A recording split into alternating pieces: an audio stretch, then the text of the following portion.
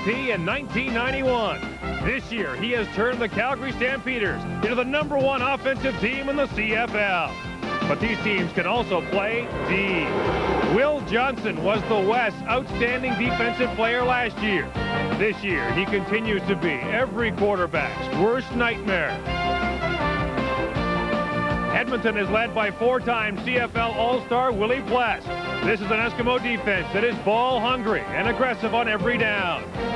Both teams are led by former players who know the game well. Ron Lancaster led his team to a first-place finish last year, but his team was beaten by Wally Buono Stamps in the Western Final. Both men have the same goal, the Grey Cup, but only one can get there. Who shall be first? Find out next as the Stampeders meet the Eskimos on TSN.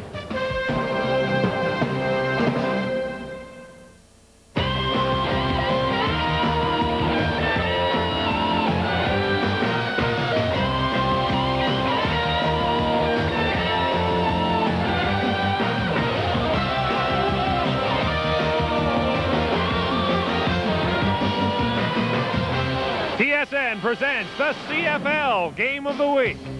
Tonight's game from Edmonton is brought to you by Pepsi. Gotta have it.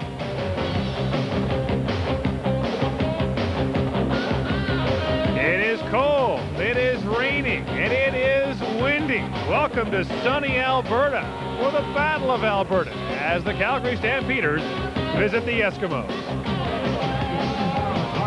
Good afternoon, everybody, and welcome to Commonwealth Stadium, where at least it's not snowing yet. Last week, the Calgary Stampeders got back on track. Now they'll try to do this in what was once their Temple of Doom. Since 1980, the Stamps have played 18 games in the stadium and won just once. But that one win came in their last visit here in the Western Final last November. That victory may have destroyed the Eskimo mystique. The Stamps hope it has, and they hope they can overcome these conditions tonight to get back in the race for first. For more on tonight's game, let's go upstairs where once again it's warm and dry. Here are John Wells and Leif Petters. As a matter of fact, we may have to turn off the heat up here in just a few moments. Two great teams with excellent quarterbacks, outstanding receivers, solid defenses. They match up very evenly, Leif. Is the difference tonight going to be on special teams?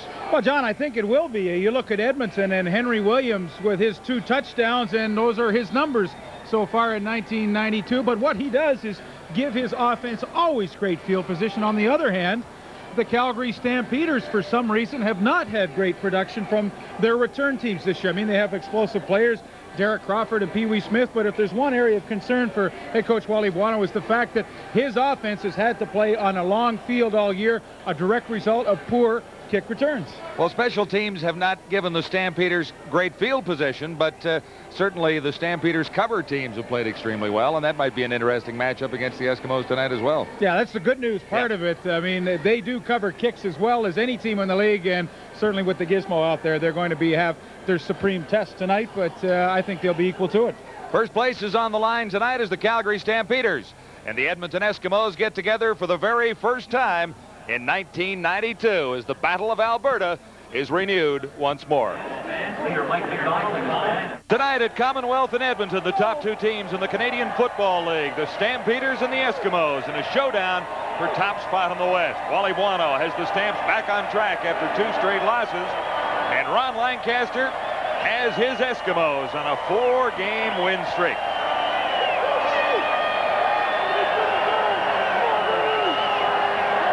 And we're ready for the kickoff at Commonwealth.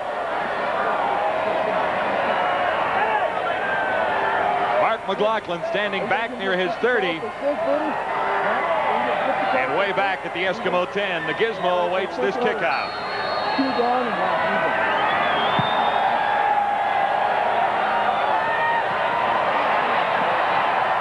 Taken by Craig Ellis.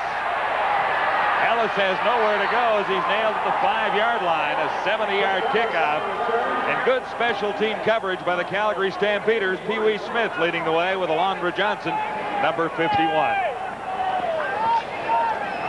Tracy Ham missed last week, Leif, but he's back. He is back, and look at the impressive statistics that he has put forth in 6 games so far this year. 15 touchdowns, 7 interceptions. I mean, a ratio that any quarterback in the league would kill for, and boy, he is as comfortable as I've ever seen him directing this offense this year. I mean, Tough spot to start against a good Calgary's defense from his own 5-yard line, though. Henry Williams comes to the near side. Sandusky flanks far side of the field, top of your screen. Triple receivers to the wide side of the field.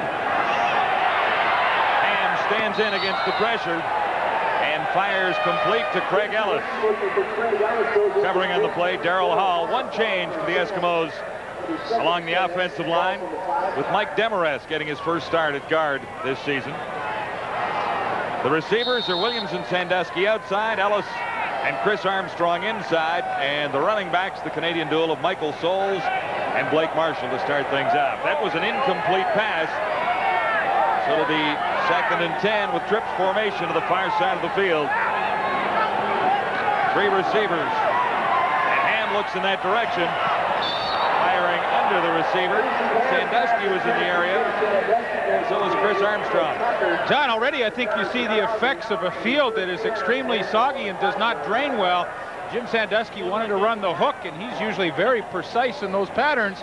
That time he just really did not get the great footing to work back to the quarterback, and at the time he was able to do so, Ham had no place to throw. So a tremendous opening series for Calgary on defense. Edmonton stuck deep in their own end, and Calgary offense should get the ball in tremendous field position with the wind at their back. Glenn Harper standing about 10 yards deep in his end zone. He's averaging 40 yards a punt so far and kicking into the breeze here at Commonwealth. This is not very deep.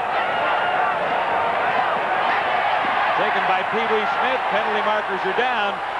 Smith ran into one of his own players. That slowed him for a bit. A 39-yard kickoff. And Dwayne Odom was in the area, a little too close to Pee Wee. Doug Flutie. Well, the bad news, unlike Tracy Ham, who has 15 touchdowns, 7 interceptions, Flutie the other way this year, 9 touchdowns and a whopping 14 interceptions for him. But the good news, last week against BC, he did not give up an interception, and I think that is encouraging because 14, far too many for Doug Flutie. Stampeders will have great field position on their opening sequence beginning at the Eskimo 30-yard line. The Eskimos got no return on the opening kickoff. Stampeders with 5 receivers in, 1 man in the backfield. Flutie looks to the far side, and he underthrew Dave Sapunges.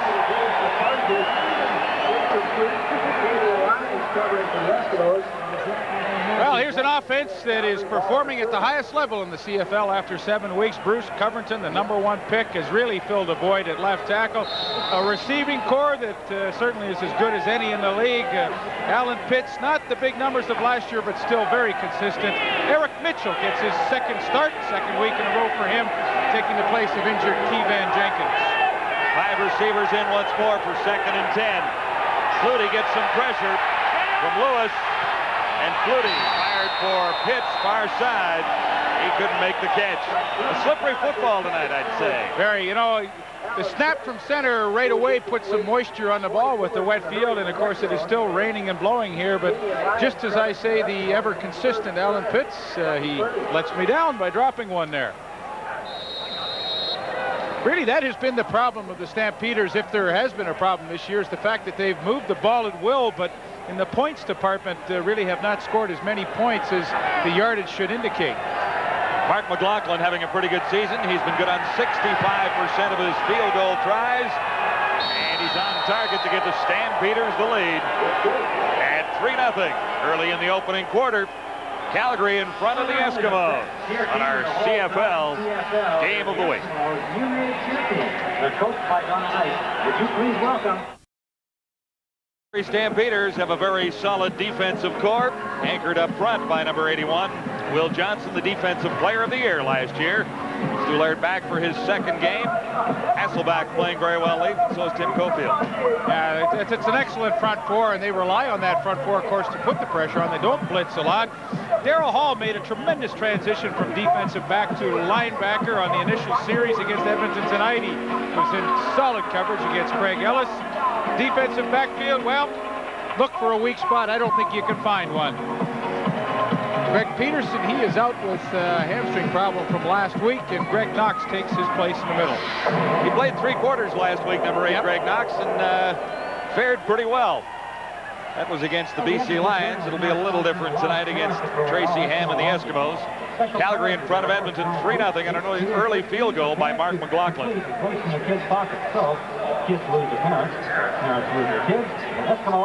First and 10 for the Eskimos. Beginning at the 35.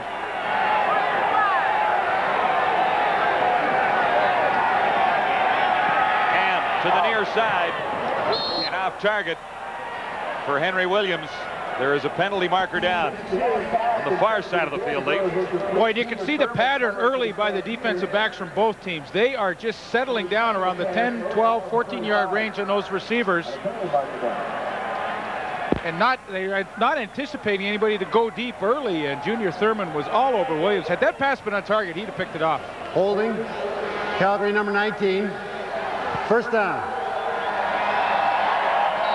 Carl Anthony charged with holding. I think if Calgary's corners, Tucker and Thurman, want to play like that, where they stay up and be aggressive in the 12-yard range, Tracy Ham's going to get a call from up here in the press box and test them deep early. Another marker is down as Michael Souls carries, number 32. The gain is not much. He ran into Stu Laird. Second penalty in a row against the Stampeders. John, I really felt like Edmonton tonight, regardless of the bad weather conditions, would come out and just hammer away. Calgary number 81. Repeat first down. Will Johnson with the offside penalty, but Edmonton with the 2 big backs, Blake Marshall at 230 pounds, Michael Souls around 220. I really assumed that they would come out and just try and pound away at that front 4 of Calgary. BC had some great success running against them last week. 3 receivers to the far side of the field. Trips formation for the Eskimos on first and 5. And Blake Marshall got the call that time. Marshall averaging 5.4 yards a carry. That Finley made the tackle for Calgary. Of course, if Edmonton decides to pound the middle with the 2 big backs, it'll be up to Stu Laird and Harold Hasselbeck, the defensive tackles of the Calgary Stampeders, to really shed those blocks quickly and try and make some plays. Ball at the 54. Second and 1, a 4-yard gain for Blake Marshall. Sandusky to the near side.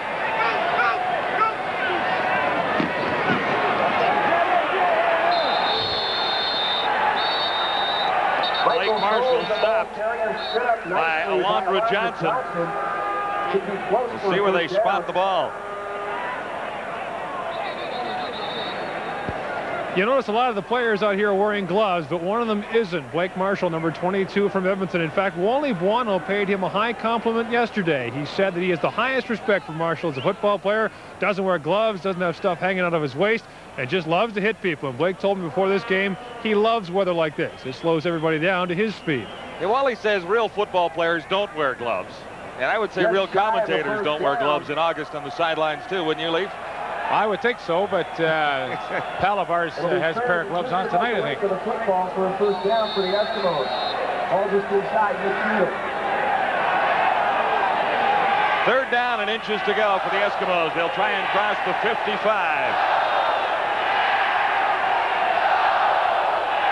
Ham keeps it himself, and that'll be a first down.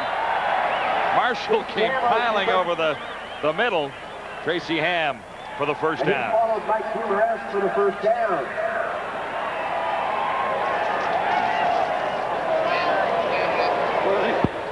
Ron Lancaster with the Eskimos on a 4-game winning streak.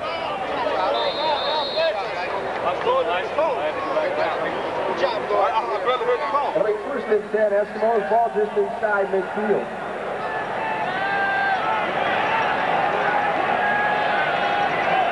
Sandusky, Armstrong, and Ellis come to the near side. First and 10 Eskimos at the 55, and a marker flies. It took Ham a little too long to get the play in motion. Time foul violation. Edmonton number 8. Still first down.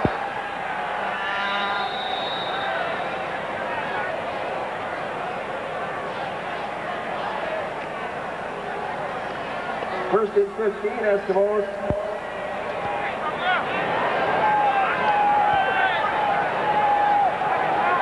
First and 15 for the Eskimos. Back at the 50. Ham, one fake. Throws over the middle. And it should be Tracy Ham on the play action. no catch. Try to hook up with the game, goes incomplete. Harold Tucker was covering on Henry Williams.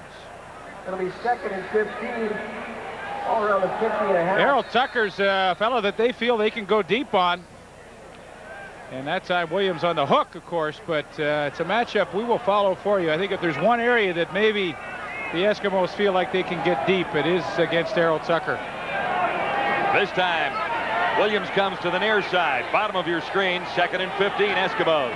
Ham back in a hurry. The blitz is on, and Ham tries to elude it. Firing for Chris Johnson. Greg Knox in the safety blitz. That's funny. Both defenses play relatively conservatively, but I think tonight you're going to see at certain times them have to take some gambles.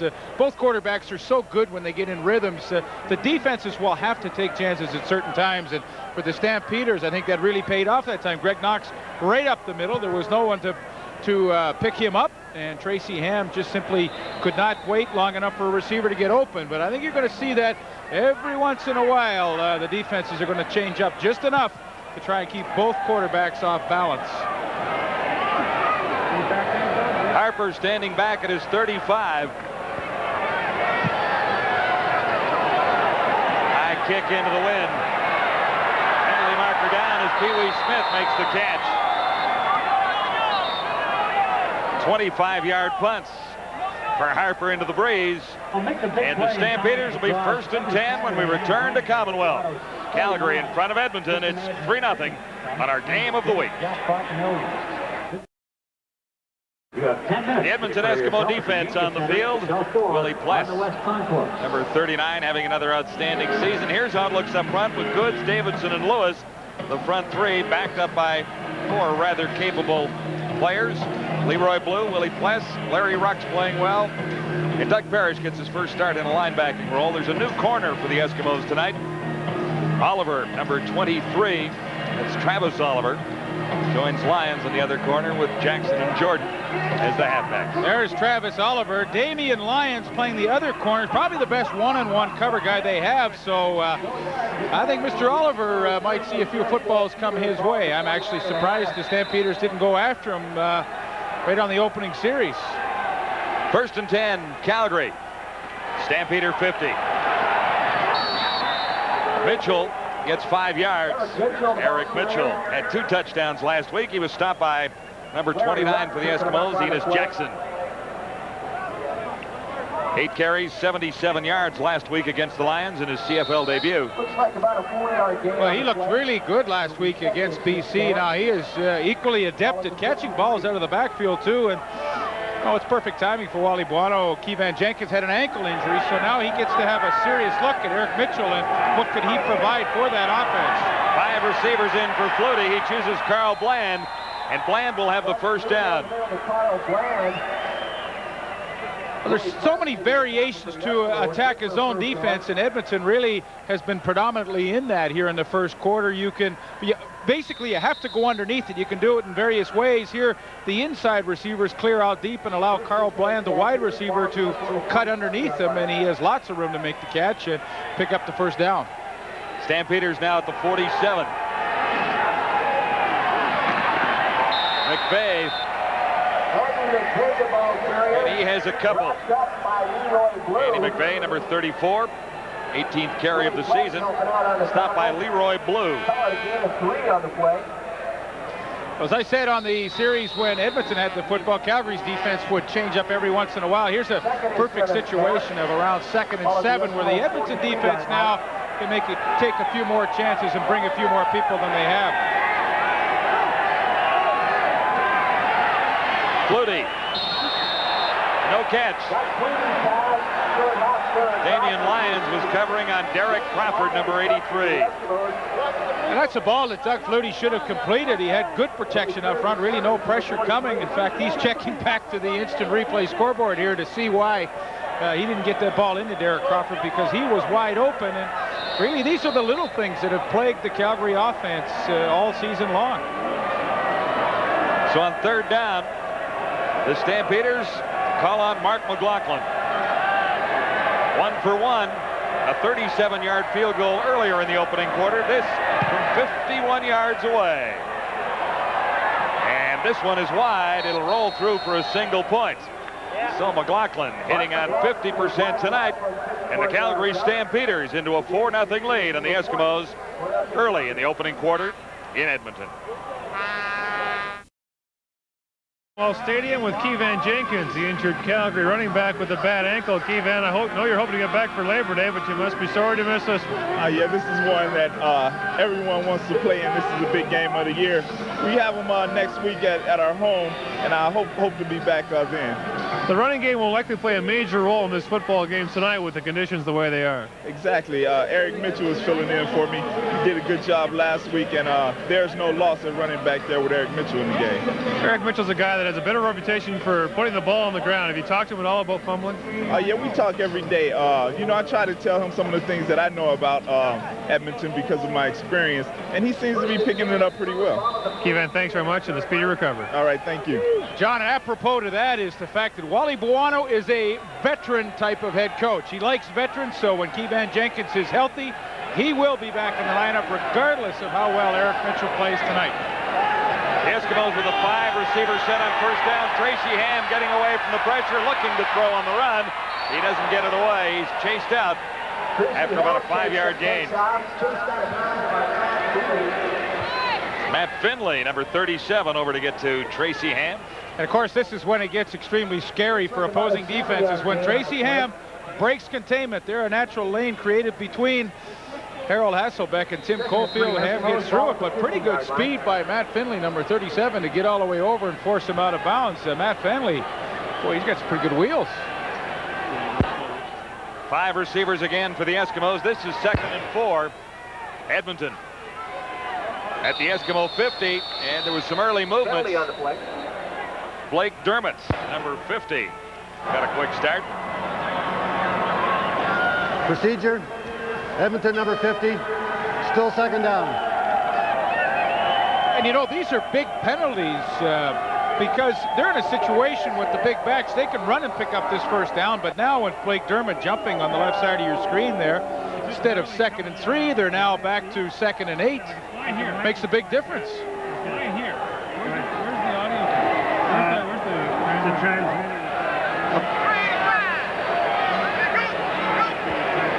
From the shotgun, Ham on 2nd and a bunch needed. On the run, Ham throwing, and was off target that time, intending it for Jay Christensen. He was covered by Kenton Leonard. I think Jay Christensen in time is going to allow the Edmonton offense to become even more difficult to defend against. I mean, to me, he is a quality inside slot back. I've always admired the way he's played the game, and once he becomes a little more familiar with the system and quarterbacks with him, I think you may end up seeing him in there and Chris Armstrong moving out to wide receiver, and don't be surprised in the near future if the Gizmo does a little work from the backfield. Glenn Harper back at his 30. Eskimos trailing by 4 to the Stampeders with 5:36 to play in the opening quarter. Into the wind. This is Pee Wee Smith on the return. Smith looking for room to the far side, and there wasn't much over there. Chased out by Mike McLean, a 37-yard kick. Good coverage by the Eskimos. Really was. They all took great pursuit angles. I mean, for the briefest of seconds, it looked as though Pee Wee Smith might be able to get to the outside, but Mike McLean and the rest of the fellows took such a good angle. He just really ran out of room. Doug Flutie set a CFL record last year, and the projection with his numbers so far this year is for another CFL record. Well, if that over 7,000. If this happens, I mean, I never thought I'd see the day where a quarterback could throw for 7,000 yards, but that's what the numbers say he may do. Stampeders from their 29, 1st and 10.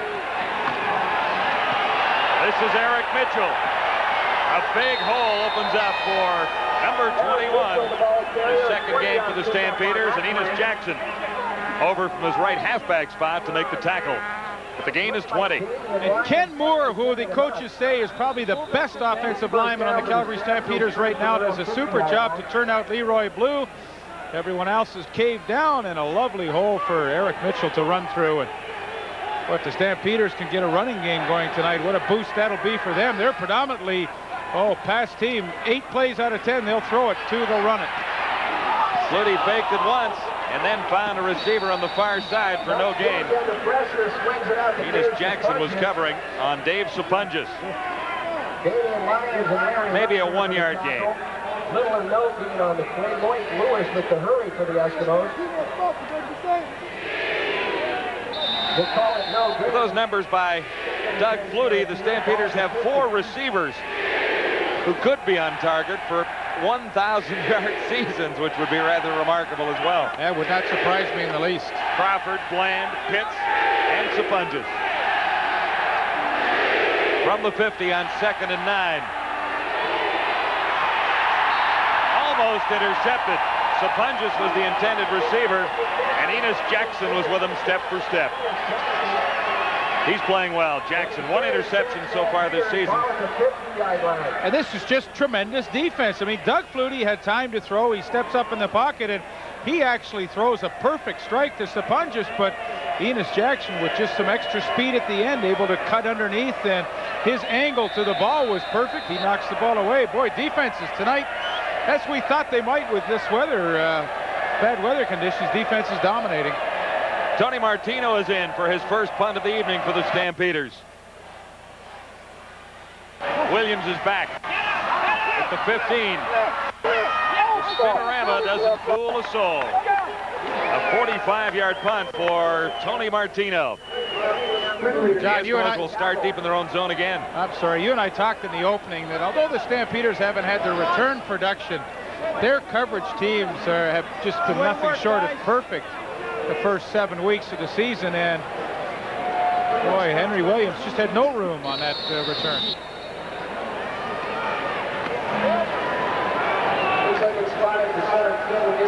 First and 10. The Eskimos beginning at their own 15. And stands in, and he's down. A swarm of Stampeders. Will Johnson is there. Stu Laird is there.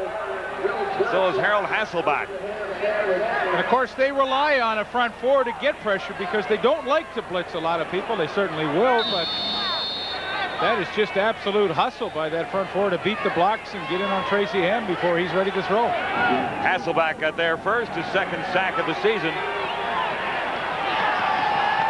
2nd and 14, Ham to the far side. Sandusky has the catch. In front of Errol Tucker.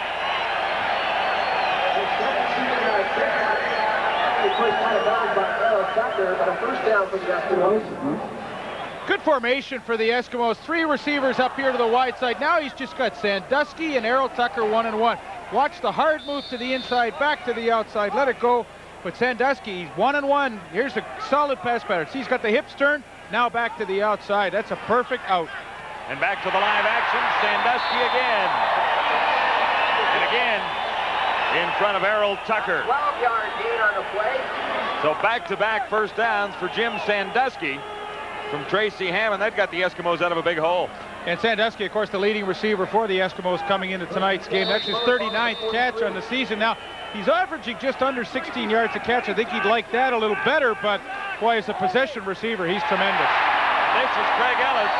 He makes the catch. There's a marker down in the vicinity. Carl Anthony making the tackle for the Stampeders. Stopped by Carl Anthony.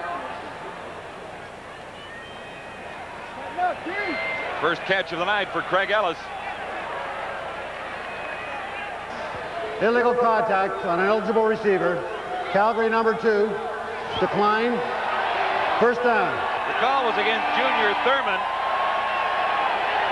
First down. for the Eskimos. See, they're into that set again with 3 receivers to the wide side. Now guaranteed 1-on-1 on the backside with Henry Williams and Junior Thurman. Intended for Chris Armstrong, number 77.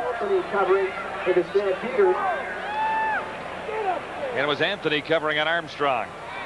It's a good offensive scheme for Edmonton. What they do is really spread the defense out across the field. And if Calgary likes to play the zone, which they do most of the time, then some much bigger lanes are created to throw into by stretching that defense across the field.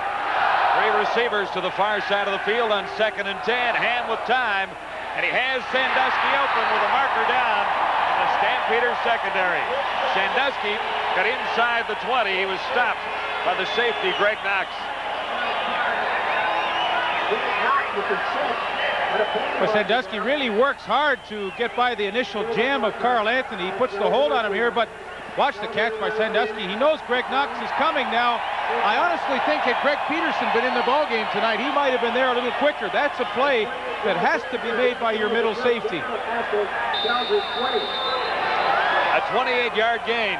And that sets the Eskimos up at the Calgary 20. And to the far side, Sandusky once more. And Tucker made the tackle. Sandusky is a clinic on Tucker. Hard inside, same thing, back to the outside again. But watch how he turns the hips of Errol Tucker right there. Now, boom, he's dead. He cannot recover because the ball is thrown on timing. And boy, they have just bing, bing, bing down the field. What a march this has been. 1st and goal to go for the Eskimos at the Stampeders 7. Ham looks to the end zone. Not quite. Henry Williams was the intended receiver, and Junior Thurman was covering on Williams. Sandusky, 4 catches for 72 yards. And he has been mainly responsible for this drive. Well, give credit to the offensive line, too. They gave a sack up early in this drive, but since that play, they have protected very well for Tracy Ham. 2nd and goal from the 7. Batted away. Sandusky was looking for a call.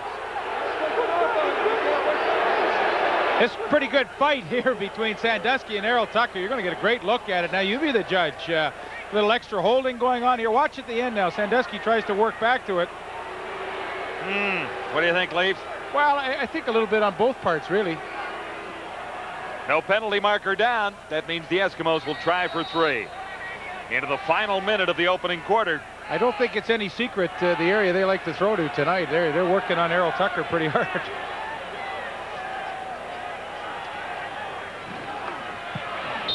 John Fleming, no problem from that distance. He's been a 50% kicker for the Eskimos so far this season. That'll move him slightly above 50% with his 10th field goal of the season. Very close range.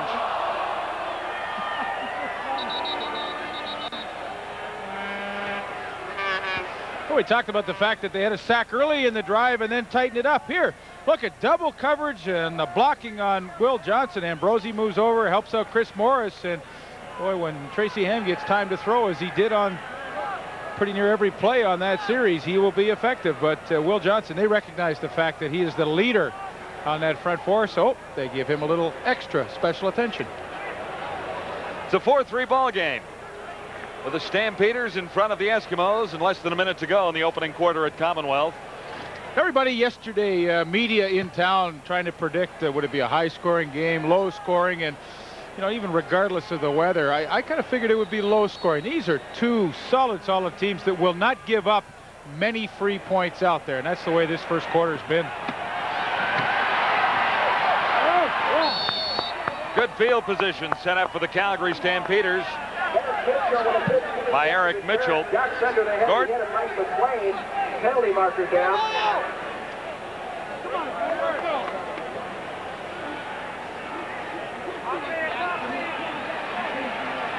Are you with us, Gordon? I guess we've lost them down there. If you look at the flags on the goalposts, they're wet and wrapped around. The kickers use those to tell where the wind's coming from. From the north end, it looks like it's coming from that direction. Looks like the same from the south end. So apparently both teams are going into the wind. 27 seconds to go in the first quarter. Stampeders 1st and 10 at the 40. Flutie comes to his right. Pressured, but he got it away. Sapunjas loses a couple. Corralled by Willie Pless.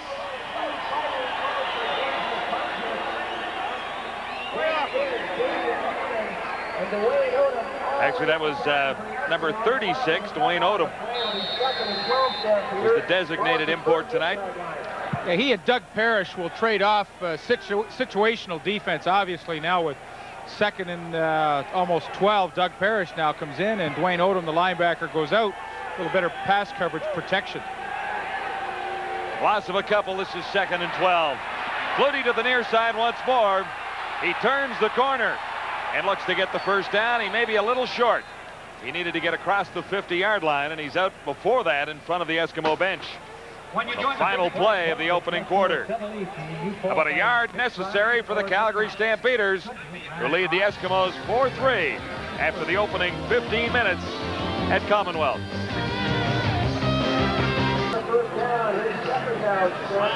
Commonwealth, our game of the week. Sports Network TSN. He's third a long way from the 50.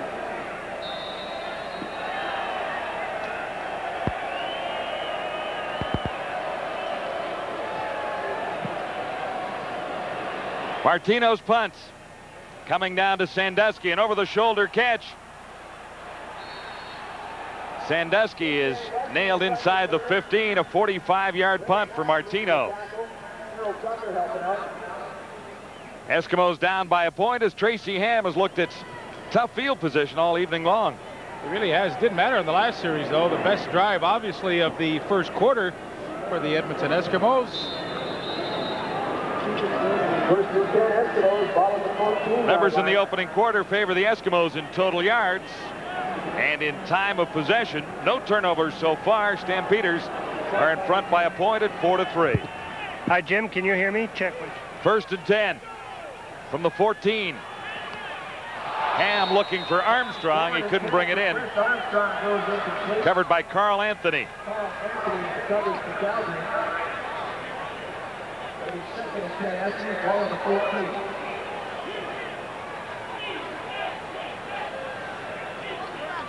It'll be 2nd and 10 for the Stampeders from the 14 on a rather chilly night in Edmonton, with the wind picking up just a little bit now.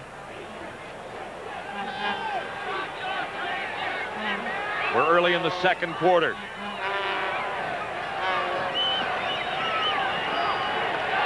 Ham downed already once. Hit as he tossed that time. Will Johnson, number 81, got through. And there's nothing that hurts a quarterback more than just as he's releasing that football, obviously, to get hit. And Will Johnson will come a long way to make this hit all the way around to tackle Chris Morris. And as Tracy Ham steps into the pocket, he is really trying to deliver a strike here. But watch there from the right side of your screen. There's Will Johnson to make the very, very timely hit. So the Calgary defense, which gave up a lot of yardage on the last series, tightens it down. And once again, their offense will get the ball in excellent field position. And you talk about a team playing on a short field. The Stampeders really have tonight, but they haven't been able to take advantage of it yet. Glenn Harper with the win this time for Pee Wee Smith.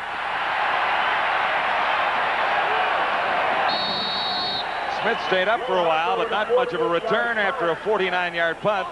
Leading the Eskimo tacklers, Chris Johnstone, number 83. And we'll see what Doug Flutie can do in this next sequence. Flutie is the leading rusher on the Stampeders with 319 yards. He averages 6.3 yards a carry. So far, good on 3 of 7 for 9 yards tonight.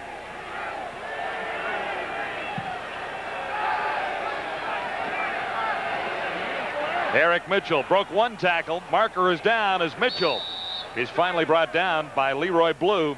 Eric Mitchell, the ball carrier. Closest 10 yards out of Little help from rookie Travis Oliver, number 23, playing his first game for the Eskimos tonight. But a penalty marker down.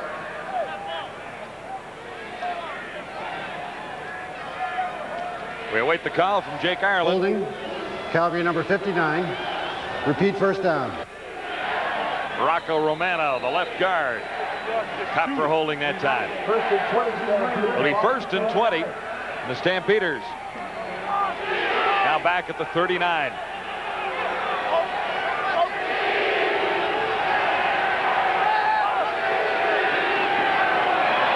Another marker down as Flutie fires to the far side for Carl Bland. He was pushed out by Travis Oliver, number 23. And the first time they've gone against Travis Oliver, it took them a little better than a quarter to do so, but Doug Flutie has Carl Bland, probably his best technical wide receiver, running crisp patterns, and he works nicely to the outside in front of Oliver. You'd have to think that Oliver will be giving the receivers lots of room tonight. 18, still first down. So Alan Pitts left a little early, cost his team another 5 yards. So 1st and 25. I mean, you're talking tall order against the 3rd best defense in the league. 1st and a bunch for the Stampeders as Flutie faces 1st and 25. Inside the 35, the draw to Mitchell. And he's got a big hole. He'll have the 1st down. Eric Mitchell inside the Eskimo 35-yard line. Finally corralled by Damian Lyons and Enos Jackson. A 41-yard gallop for Eric Mitchell. So I guess that's what you call every time you're 1st and 25. You call that quick hitter right up the middle with your running back, and you should pick it up easily, but a good burst right through the initial. Boy, that quick hitter works well against the front three that likes to get the good jump on the pass rush. Mitchell got into the open territory, and boy, last week he had 77 yards on the ground and a bunch right there. A 41-yard gain sets the Stampeders up at the Eskimo 35. No catch. Carl Bland was the intended receiver, and Enos Jackson was covering. Well, I don't know. I kind of thought that was a fumble. Looked like he had full possession as he made the catch there and worked underneath Enos Jackson. You can get a good look at it here. Here's Carl Bland. I don't know. Catch or no? I guess not. Obviously not. I was looking for your opinion, but you're on the fence tonight. So I kind of thought it was. 2nd and 10, Stampeders at the 35. Flutie looks one way and comes back the other. He's picked off. Damian Lyons, number 10, his 5th interception of the season.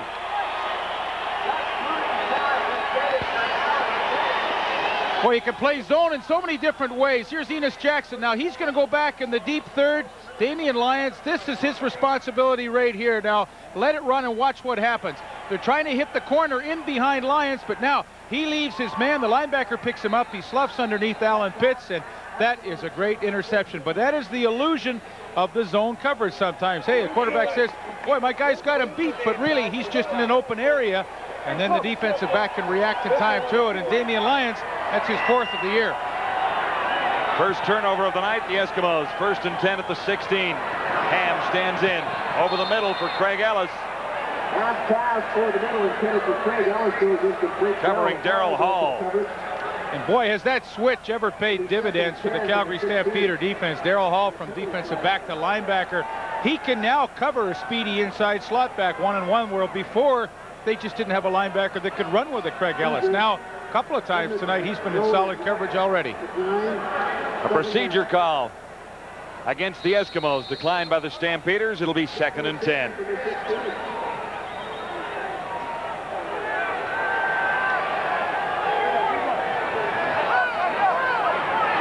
Three receivers far side of the field. Ham looks the other way and goes down the sidelines, intending that for Sandusky. And Sandusky was down.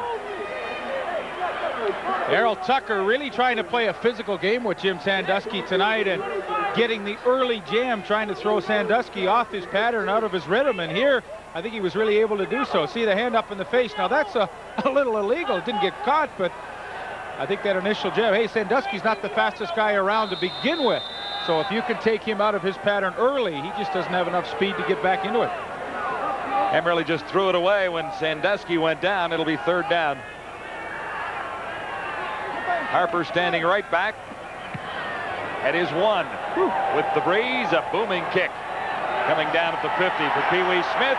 met by the first tackler. Trent Brown, 46-yard kick. And there was a penalty marker down.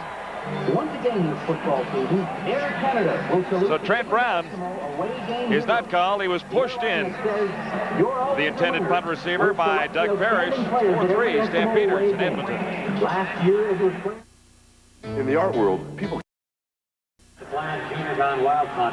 After that last offensive series where Eric Mitchell went for that long run, Doug Parrish is checking out, and Dwayne Odom is in at least on first down. Any down they think Calgary will run, they're going to keep Dwayne Odom in there to add some beef up front to try to slow down this suddenly potent Calgary running game. Well, that's the one disadvantage, of course, Gord, of playing a defensive back at the linebacking spot. And in all fairness to Doug Parrish, I mean, he is a cornerback by trade, and all of a sudden he's being asked to play linebacker. Extremely difficult to read the plays quickly, worry about your pass coverage, and then, of course, worry about the running game. I mean, that's the last of your worries. So I think strategically this is a good move. Get Dwayne Odom in there, let Parrish come in on obvious patching situations. Odom had 6 tackles last week. He's a rookie from Berkeley. Stampeders will be first down at the 35. Flutie was intercepted on his last drive down near the Eskimo 15 by Damian Lyons. First down, Flutie quickly, far side. Catch is made short of the first down. Derek Crawford. And that's good recognition by Doug Flutie, simply because the fact that Travis Oliver, the rookie corner in his very first pro game, is giving Derek Crawford an awful lot of room out there, and the quick hitch pass has been open every time. It picks up roughly 7 yards. That's a great call on first down. We'll call this 2nd and 2. Mitchell had nowhere to go that time. Benny Goods, number 40. With good pressure as well from Rob Davidson. Larry Ruck also taking congratulations in there. There was absolutely nowhere for Mitchell to go. In our conversation with Ron Lancaster this morning, he mentioned the fact that he felt Rob Davidson, the nose tackle, has been playing the best football of his career. And he was really the one that got the initial penetration to submarine under Eric Mitchell. Then he got, of course, some help from Benny Goods and Larry Ruck. But Rob Davidson, he is having a great season. A fake punt as Martino comes up with a Calgary first down. I think he did that on his own. I think he just said, hey, nobody's coming. I can run and get that first down. That's probably a call that the coach says, look, if you see it, you go for it. And he didn't hesitate at all.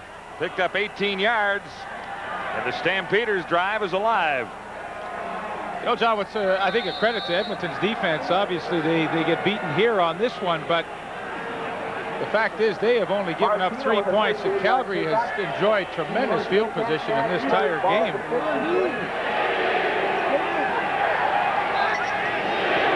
Now at the 53, a first down for Doug Flutie. He comes to the near side for Eric Mitchell, and Mitchell gets across midfield just into Eskimo territory at about the 54. Stopped by Stephen Jordan and Willie Pless. And that's good work by Stephen Jordan. That is his responsibility in the zone defense. He has the short, flat area, so he has to drop back, and of course then once the pass is completed, he comes up and reacts to it. He makes a very nice open field tackle, and well, when you structure a zone defense, you'd have to be very disciplined, and Stephen Jordan was disciplined to let him catch the ball and come up and make the good hit. A 2-yard gain.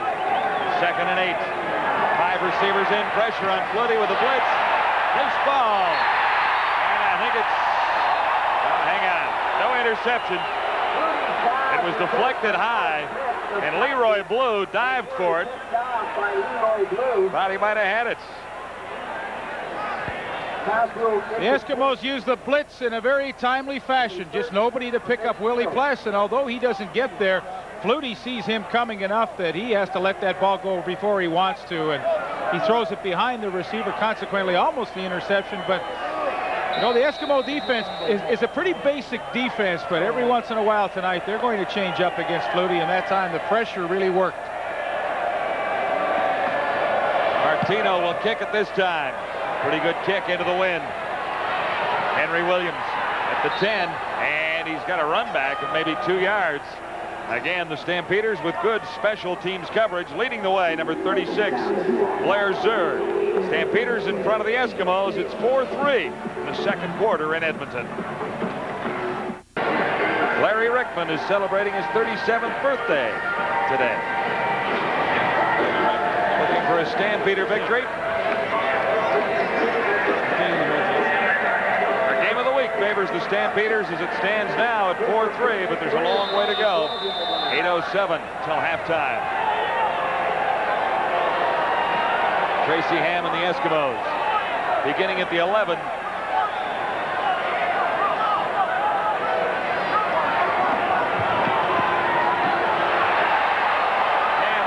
From Will Johnson, throwing on the run to Sandusky. Good defensive play by Kenton Leonard. Sandusky looked to be open, and Leonard got there just in time. Now, the secondary of the Stampeders is doing a fabulous job tonight. You know, when you give a quarterback that much time and you have to stay with your man for that amount of time and come up with a play like that, I mean, that is above and beyond the call of duty. And Kenton Leonard with some tremendous defense there.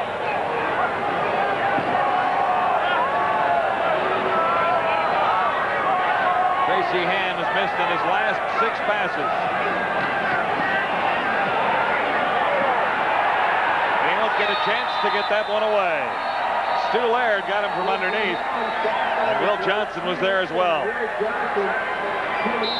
The Calgary linebackers are really helping their front four in the pass rush because they're getting great jams on the inside slot backs. You see, Ham's looking at Chris Armstrong. That's where he wants to throw, but Matt Finley got out, got the good jam. That gives Will Johnson and the rest of his front four teammates just that little extra bit of time to get to the quarterback and get the sack. But when you talk about team defense, the Stampeders really doing a good job with that tonight. So tough when you get a good jam on those inside receivers. Most teams don't do that anymore. I think that defense is setting up the offense with great field position. Oh. Again here after this Harper punt. Harper about 10 yards deep in his end zone. And right at midfield, this is Pee-wee Smith inside the 50. He's down to the 45. A 50-yard punt and about 12 yards on the return. Leading the Eskimo tacklers, Mike McLean. Stampeders will have a first down inside Eskimo territory when we return to Commonwealth in Edmonton. Well, we expected the running game to play a key role in this football game, and so far it has. For Calgary, Edmonton's inability to get its running game going is mystifying, especially on this side of the field where the coaches are discussing with all the bad field position they've had. They're really worried about throwing over the middle because, of course, the likelihood of interception is higher. So what they're looking for, better field position, which they think will get their offense on track, guys. Makes sense to me. You know, on the other hand, Calgary with such great field position, only 3 points. It's awfully frustrating for them. How about the tie catch? John Gregory's done a great job, hasn't he? A big win in overtime last night. They're now atop the Eastern Division standings with a 5-3 record. Ottawa and Winnipeg right behind, and the Argos got the win they needed rather badly this week over Ottawa. In the West, well, we could have a tie for top spot if the Stampeders manage to win at Commonwealth tonight. And Saskatchewan and BC get together tomorrow at Taylor Field in Regina as the Lions look for their first win of the year. 1st and 10, Stampeders. Great place to begin right at the Eskimo 45. Flutie from the shotgun. He takes it himself, and he's to the 40. 5 yards for Doug Flutie. He ran into Larry Ruck on the quarterback drop. Larry Ruck and Willie the Terminator Press making the tackle. Larry Ruck gets high marks from head coach Ron Lancaster for his ability to really take over the spot vacated by the veteran all-star Dan Bass. Yeah, that's a good point. Larry Ruck throughout his whole career played outside. Now he has moved to the inside, and he has not skipped a beat in that transition. Stampeders from the 40. Flutie for Carl Bland, and it'll be a first down. A penalty marker also thrown. Damian Lyons made the tackle on Bland. West helping out. Penalty marker down. Well, Well, Doug Flutie, good protection, good sight lines, and a lane opened up to throw through, and he hits Carl Bland over the middle. There'll be a penalty tacked on. First down. As well, and really this is the point in the game where Calgary has to take advantage of all the great field position they've had. They've only scored 3 points. Very frustrating for head coach Wally Buono because he knows the explosive power that his offense has. So with that face masking penalty, Calgary, they really at this point have to get it in the end zone, or they're going to be a frustrated group. Well, Carl Bland has gone to the sidelines with a contact lens problem, so Stampeders will have to adjust. Pee Wee Smith comes in as the other wide receiver for Doug Flutie. Stampeders set up rather well at the 15-yard line of the Eskimos. No touchdowns in this one so far. Pressure on Flutie as the blitz comes. Luck can't get him from behind. Flutie looked to the end zone. Crawford was the intended receiver.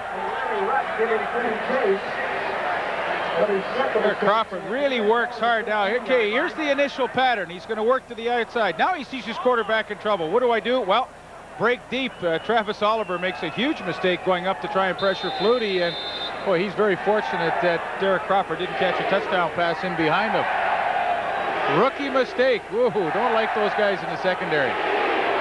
First game for number 23, Travis Oliver. It is 2nd and 10. For Doug Flutie and the Stampeders at the Eskimo 15. Flutie got pressure from the backside. Pitts was open, and Flutie couldn't get it to him. Flutie getting a little pressure and getting a little help up from Eric Mitchell. The Edmonton defense has been extremely tough in the first half, and Doug Flutie has seen that. Edmonton also jamming the inside receivers of Calgary very effectively, and it's just taking a lot longer for them to get open. And of course, with the good pass rush, Flutie just doesn't have the time.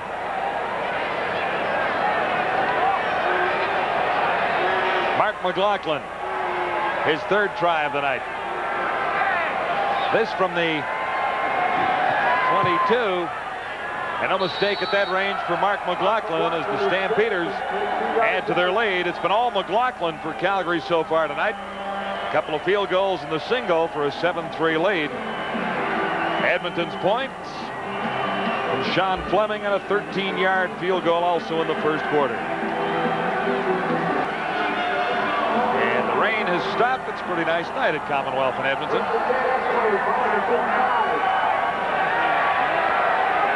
Eskimos with 3 receivers to the near side. 1st and 10 at the 35. Michael Souls, number 32, most of the way for the first down. Hasselbach, number 95, and Darrell Hall combining on the tackle. Edmonton taking a page out of the BC Lion playbook from last week. The Lions had great success trap blocking the front four of the Stampeders, and it's the exact play that the Edmonton Eskimos ran there. Pull a guard, try and get a trap, and boy, lo and behold, they pick up about 9 yards. 2nd and short facing Ham now. This could change the complexion of things. It'll be a first down as Souls carries again. 3rd carry of the night for Souls. That time, Johnson and Cofield combined on the tackle. And this is what more along the lines of what we expected to see right at the beginning of the first quarter. Edmonton just trying to pound away and wear down that front group of the Calgary defense. It's the first down for the Eskimos in the second quarter. 3:39 to play till halftime. From the 47. Good fake by Tracy Ham. Craig Ellis makes the catch, and that will be another Eskimo first down.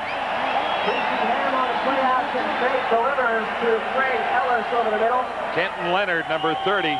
Well, some uncertainty tonight of whether Chris Morris could handle Will Johnson, but right there you see a good job riding him past the pocket and Tracy Ham. This allows Ham to step up and find Craig Ellis over the middle. Nobody better in the league as a slot back finding an open area in the middle. I mean, that's good execution. The pass block was there, so the throw was made, catch was made. And quickly the Eskimos are at the Stampeder 45.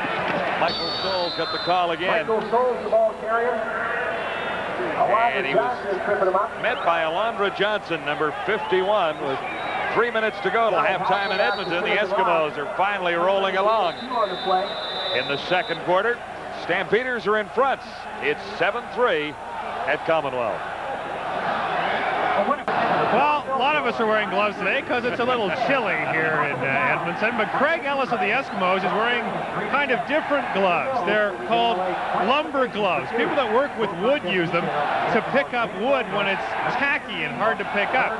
You know who started that? The lumber company from Saskatchewan, Ray Elgard and Jeff Fairholm. And they say it works. So does Craig Ellis. Nifty little mittens. Ellis has a couple of receptions tonight. And that makes it 110 consecutive games with at least one reception for Craig Ellis, which is quite a statement. 50 career touchdowns. Eskimos getting set for a 2nd and 8. Trailing the Calgary Stampeders 7-3 at Commonwealth. The rematch is Monday, the Labor Day Classic at McMahon in Calgary for the Eskimos and the Stampeders. Well, when you play teams back-to-back, too, I mean, you really try and win that first game. Of course, obviously gives you a chance at the sweep, but a bit of a psychological upper hand. So, you know, the Stampeders would love to steal one up here in Commonwealth tonight. And the Rains coming again. This is 2nd and 8 facing the Eskimos. Blitz is on from the Stampeders. Ham gets away, throwing on the run. And he has Henry Williams. Penalty marker down. Big first down for the Eskimos. 2 flags down.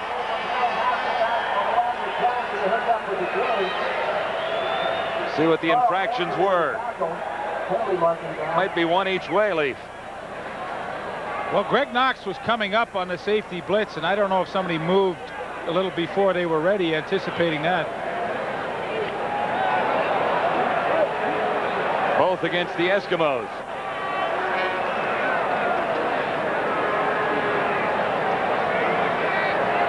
Too many men on the field. Illegal participation. Edmonton number 2 went out of bounds, came back to catch the ball. That penalty is declined.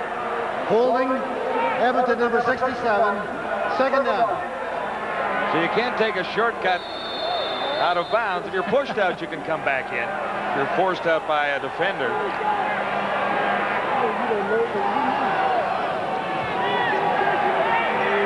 So 2nd and a bunch. 2nd and 33. And markers everywhere this time.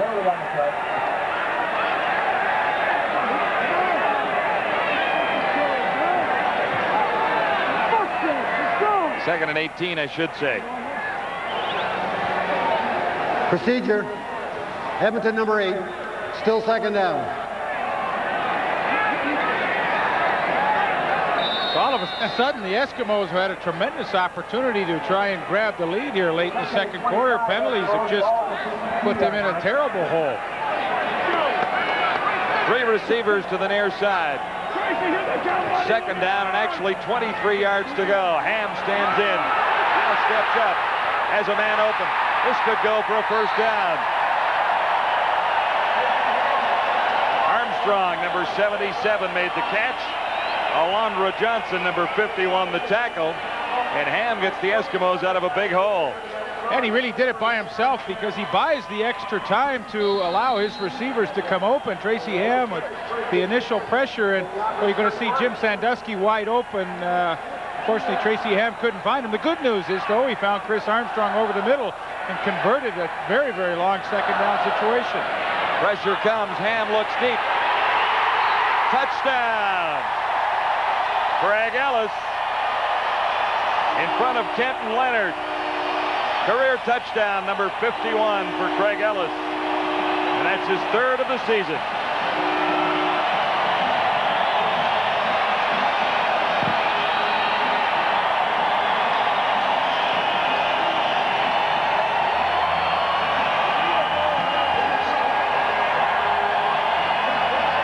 Well, Tracy Ham able to convert a 2nd and long situation, get the 1st down, and on the very next play, on a blitz, Craig Ellis, one-on-one with Ken Leonard. He gets to the corner, and that is an absolutely perfect throw by Tracy Ham.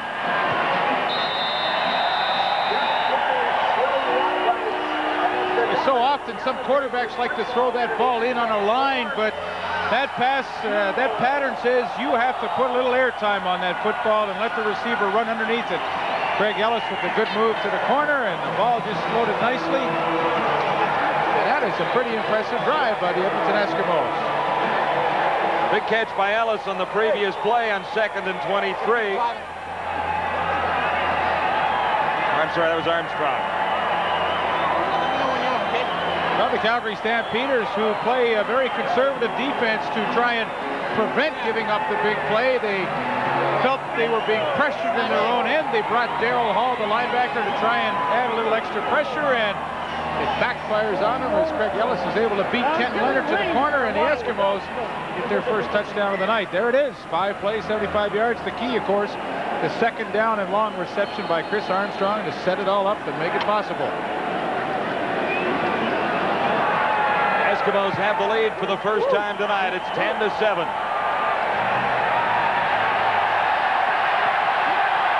Eric Mitchell breaks 1 tackle.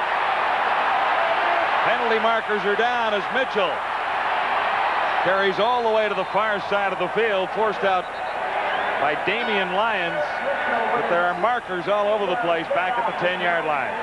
Pushed out of bounds by Damian Lyons, but a penalty on the play. I think you're going to see Andy McVeigh on Trent Brown right there. Absolutely clotheslines him. That was for one of the flags, I'll guarantee you. Yeah, that's one. 1:54 till halftime. Illegal block. Calgary number 7. First down. Well, they spotted something else. Daryl Hall. Stampeders have had great field position most of the night. This time Flutie will have to begin inside the 10-yard line. And he'll have to be very careful. There's 1:54 left. Plenty of time for Edmonton to get the ball back and put some more points on this scoreboard in the first half. So Flutie, imperative that he get at least 1 or 2 first downs if he can. McVeigh carries. He's out across the 15. Willie Pless, number 39 for the Eskimos. Benny Goods met him there. Well, you look at football games and you talk about field position and what effect that will have on a game, and Calgary all night with tremendous field position, and yet they find themselves trailing by 3 and in a very vulnerable position here to let Edmonton get some more points before this half comes to a close. The game was 6. This will be 2nd and 4 from the Calgary 15. 1.5 minutes to go till halftime. Flutie. His receiver was down. Looking for Derek Crawford, number 83. And that should not happen. Here's a team that plays all their games on AstroTurf and not used to playing on the wet grass. And I suspect Derek Crawford just doesn't have long enough cleats in there right now, because that was a quick post and you're really not making a real sharp or hard cut there, and no reason that he should fall down. And I think Wally should go over and say, hey, Derek, have a look at the bottom of those shoes. Maybe you need a longer cleat. Martino standing at his goal line on 3rd down for the Stampeders. Not a deep kick at all. Flags are down, and the Eskimos have the ball at the 30.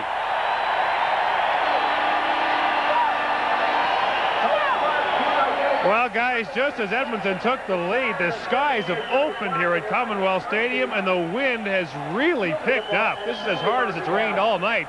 But of more concern to the players is how the wind is really starting to howl and swirl in this stadium. This is not the kind of weather that is conducive to a comeback. The Eskimos have taken the lead at 10-7, and they have taken field position away from the Stampeders. Dan Murphy on the receiving end of a 20-yard punt with a no-yards penalty tacked on. The Eskimos begin a drive at the Stampeder 20. Ham looking. Armstrong couldn't bring it down. Coverage by Anthony. Now Lancaster knows he's got to come out of this with points. Tracy Ham really seemed to hesitate, and I think it was the fact that Will Johnson was coming in with the pressure with the hands up, and forced Tracy Ham to throw it high to get it over the hands of Johnson, and then, of course, Armstrong couldn't come down with it. Well, last time on 2nd and long, the Calgary Stampeders blitzed and lost. Let's see what they do here. And they're coming. Ham does find some time. Armstrong, the intended receiver, just across the goal line. Somehow Ham got away from the pressure. About a little time to get the pass away, but he was off target. Oh, it was a little low for Chris Armstrong, but you know, every once in a while, you've got to really help your quarterback out and make a spectacular catch. And well, that was a ball that I think maybe Chris Armstrong might feel that he should have had. Armstrong had a hot start this season. 5 touchdowns already, but he's tailed off in the last couple of games. Sean Fleming now to add to the Eskimo total. Ball spotted at the 27, and Fleming is on target. So the Eskimos score on back-to-back drives. A touchdown, then a Sean Fleming field goal. And it's 13-7.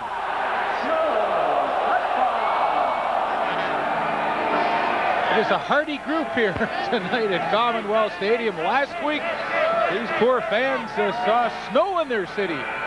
Yes, about 8 centimeters last Friday, and now a cold, blustery, rainy night. This is a very, very hearty group here.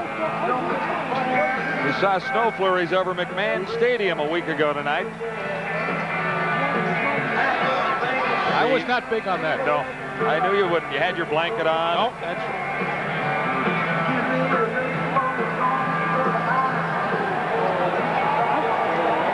Eskimos with a 6-1 record lead the West Division by 2 points in the Calgary Stampeders. And after taking the early lead, the Stampeders have fallen behind by 6. With 1:03 to go till halftime at Commonwealth.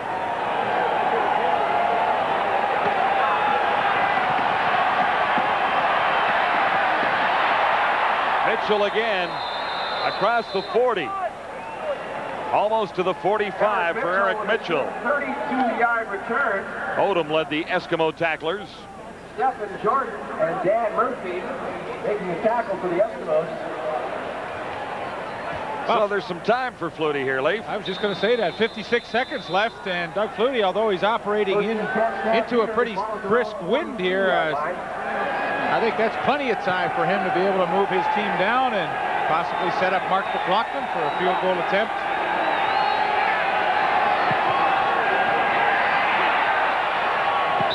Intended that for Dave Sapunjas.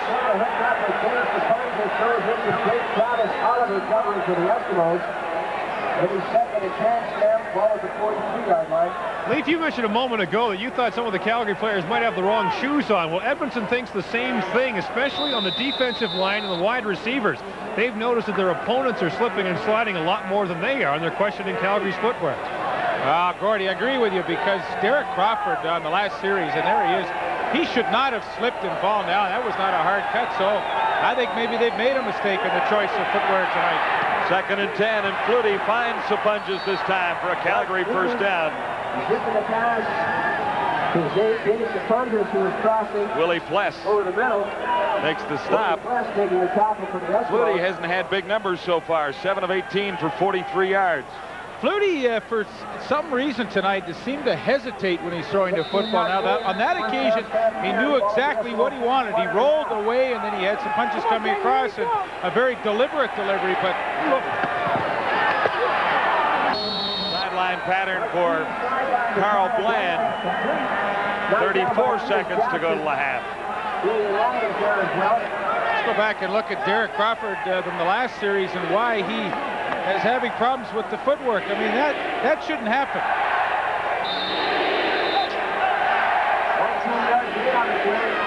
Pretty good drive going for Flutie and the Stampeders now. Inside the Eskimo 35 at the 34. On first down, Flutie on target once more. That time for Derek Crawford. Stopped by Stephen Jordan. 18 seconds to go till the half. Stampeders look for a timeout.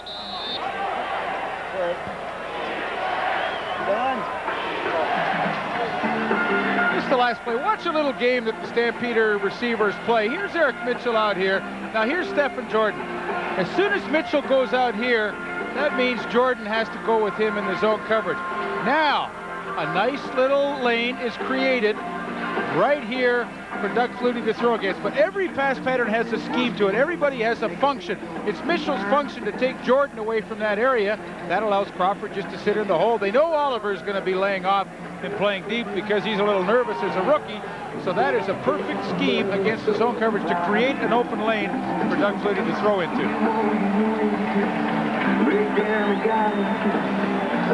Flutie has a chance to get some points on the board before the first half ends. 18 seconds. Second and 1, Stampeders ball at the Eskimo 24-yard line. Second down. Less than a yard to go.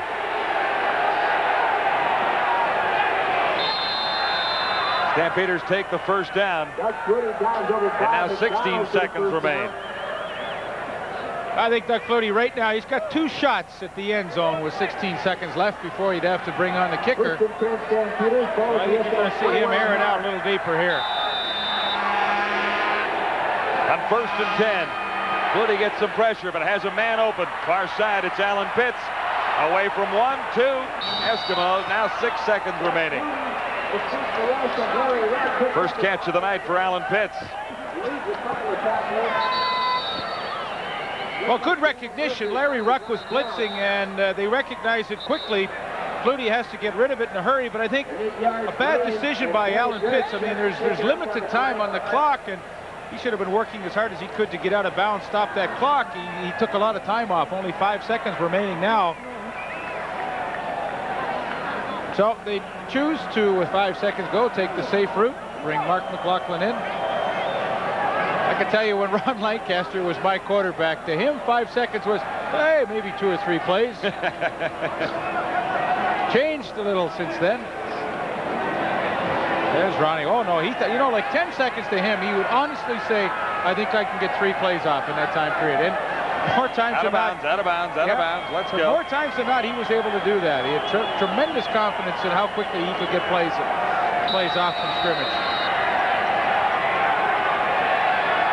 Mark McLaughlin has been good on 65% of his field goal tries so far in 1992. This from the 20-yard line. And McLaughlin is good, narrowing the Eskimo advantage to 3 points with 2 seconds remaining till halftime. Well, with 56 seconds on the clock, Doug Flutie took it, and boy, he got everything out of that drive possible. Only 2 seconds left, they get the field goal, and although it hasn't been a up and down the field kind of first half, it's both teams, I think, playing pretty well, pretty much as I expected anyway, that defenses might dominate on a lousy night like this. Yeah, the field conditions dictating a little bit of it out there so far. I think so. Conditions in the stands, as you can see, you have to be hardy to be an Eskimo fan.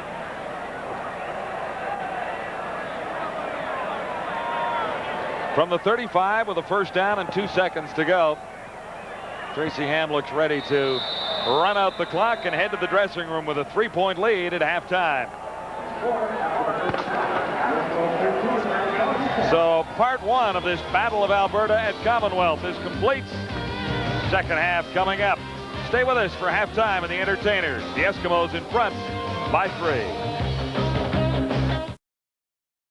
Down and the 1 interception.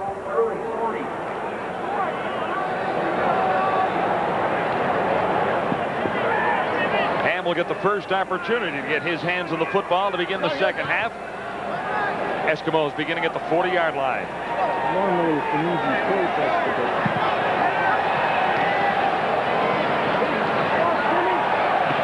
Souls, number 32. And he ran into Tim Cofield.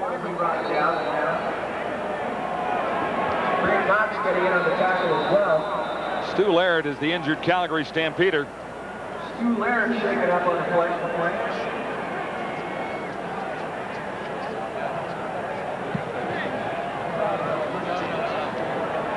You need another one, Shane?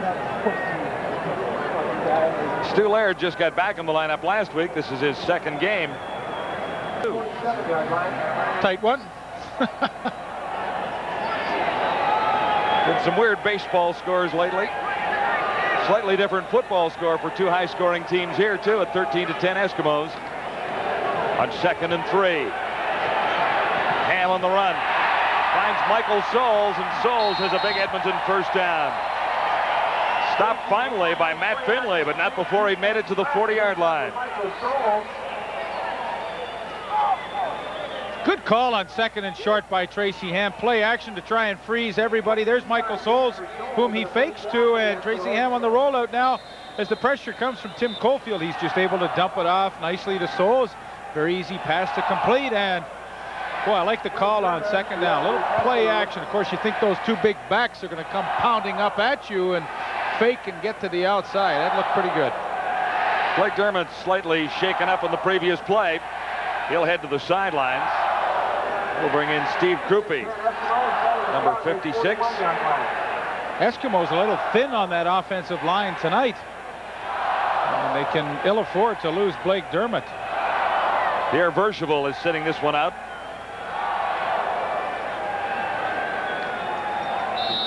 It'll be a first down for the Eskimos at the Stampeder 40. Edmonton leading 13-10. And just nicely underway in the third quarter at Commonwealth in Edmonton.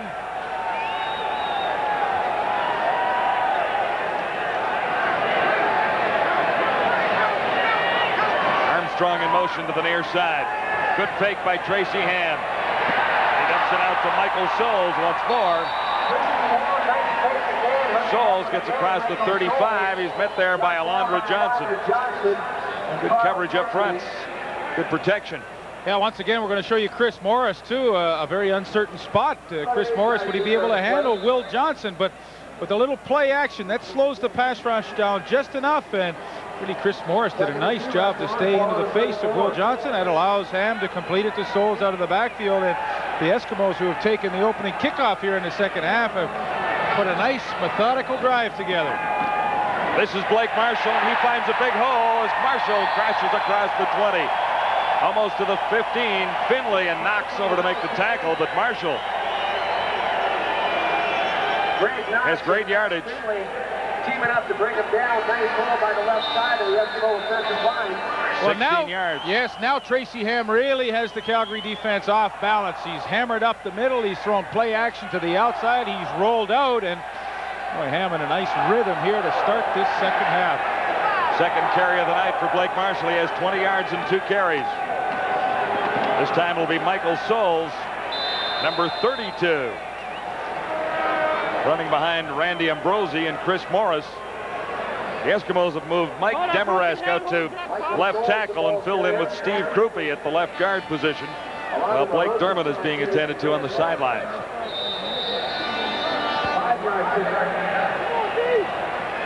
11:36 remaining in the third quarter. The Eskimos leading 13-10 on the Calgary Stampeders.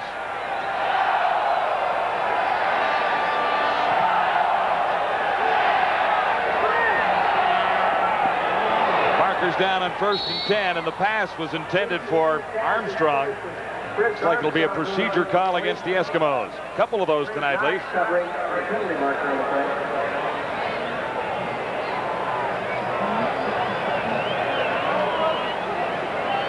Blake Dermott is back in the ball game.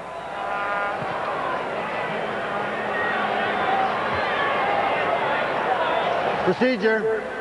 Edmonton number 57. Decline. 3rd down. It's Randy Ambrosi. Well, Tracy Ham thought that the Calgary Stampeders had jumped offside and he had a free play. And that was not the case. He guessed wrong, and now, of course, with the incompletion, they have to bring in the kicking team. But Ham was sure that Calgary was going to be called and not his team.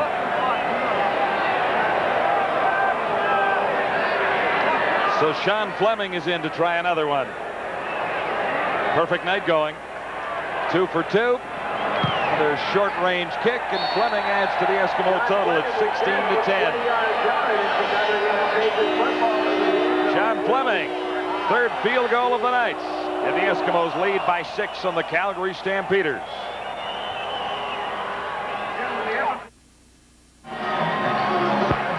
John and Leif have been bragging about how warm it is in the press box. I've got a better spot. I'm with the birthday boy, Larry Rickman. Happy 37th, Larry. Thanks very much, Gord.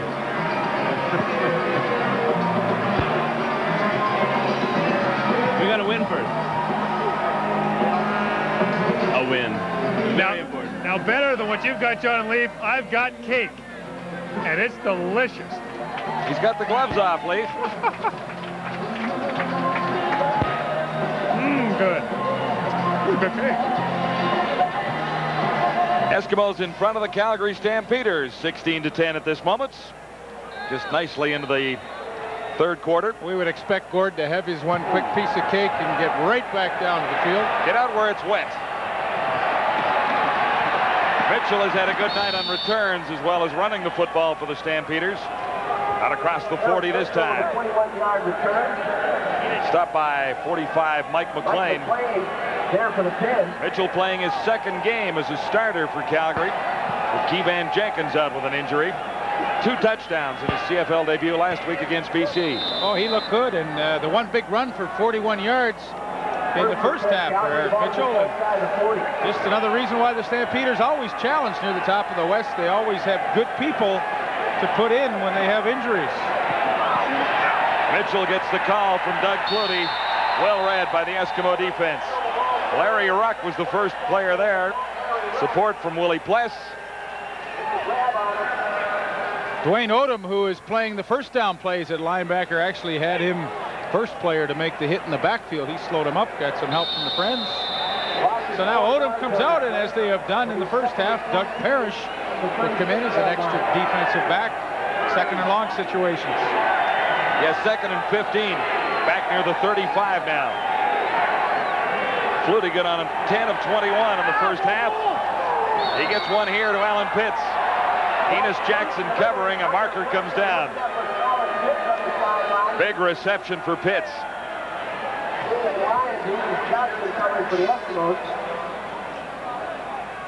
And a penalty marker now. Discussing the situation down there with 10 minutes to go in the third quarter. Forward pass interference. Edmonton decline. First down. Gain of 18 on the play. First and 10 Calgary. I think Jake had the call a little wrong. It's defensive pass interference, but he's allowed to have a one mistake every once in a while. Flutie gets pressured and fires for Carl Bland. It'll be a Stampeder first down as Bland gets across the 30-yard line. Nice play. Good catch by Bland. Damian Lyons making the tackle. So a big charge. Flutie got away from it and found Bland. Pressure coming from the top of the screen. There's Lloyd Lewis, and he doesn't get there quite quickly enough, and that allows Carl Bland to come into the middle and find the open area. Doug Flutie threw to an open spot, and he had expected his receiver Carl Bland to be there, which he was. Nice timing. First and 10.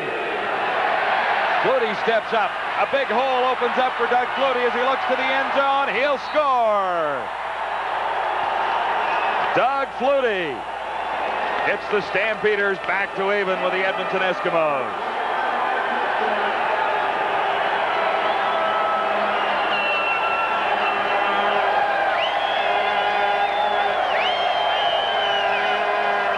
Flutie beats the blitz. And that was an offensive formation designed to create this. He had the six-pack in, 3 receivers to each side, and that created a huge hole in the middle, and the perfect play to call, of course, is a quarterback draw against it, and he goes untouched into the end zone. But the formation created that opening. Stampeders regain the lead on Doug Flutie's touchdown. That's his 8th touchdown rushing this season.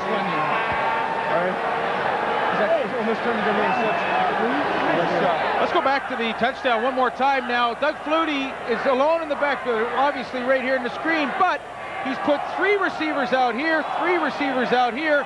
Hey, there's nobody in the linebacking area, so the perfect call. Let it run, the quarterback draw. Linemen just get a little turn block, and there it is. Nobody waiting through for Flutie. There's Larry Ruck. He was tied up to the outside, and the formation that he called created that opening for him.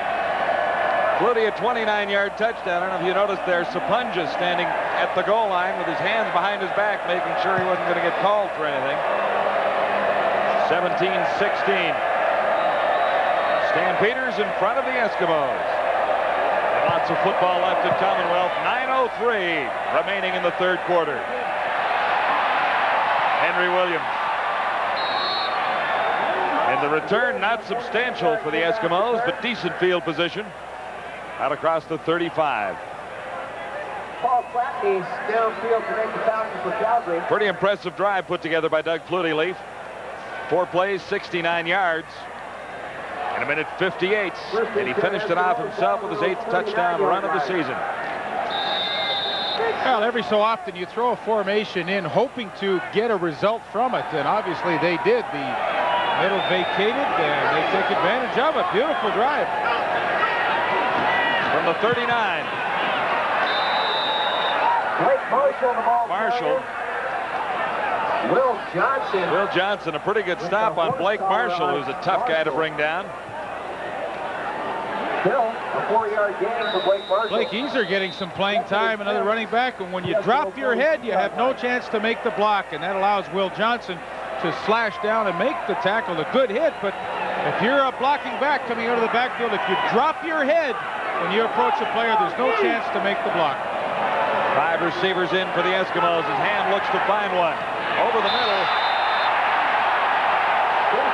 Looking over the middle. Tried to hook up with Chris Armstrong. Armstrong was the intended receiver. Gerald Hall helping out. Great knocks in there too. Gerald Hall was with Armstrong. So from a team standpoint, you know, you've had a touchdown. Your quarterback, Doug Flutie, scores on a 29-yard run. What you want to do defensively is get them back the ball as quickly as you can if they're hot. And the defense was able to do that, 2 and out. Edmonton, of course, will have to give it up. Harper's had a pretty good night tonight, above his season average. Standing this time at his own 28.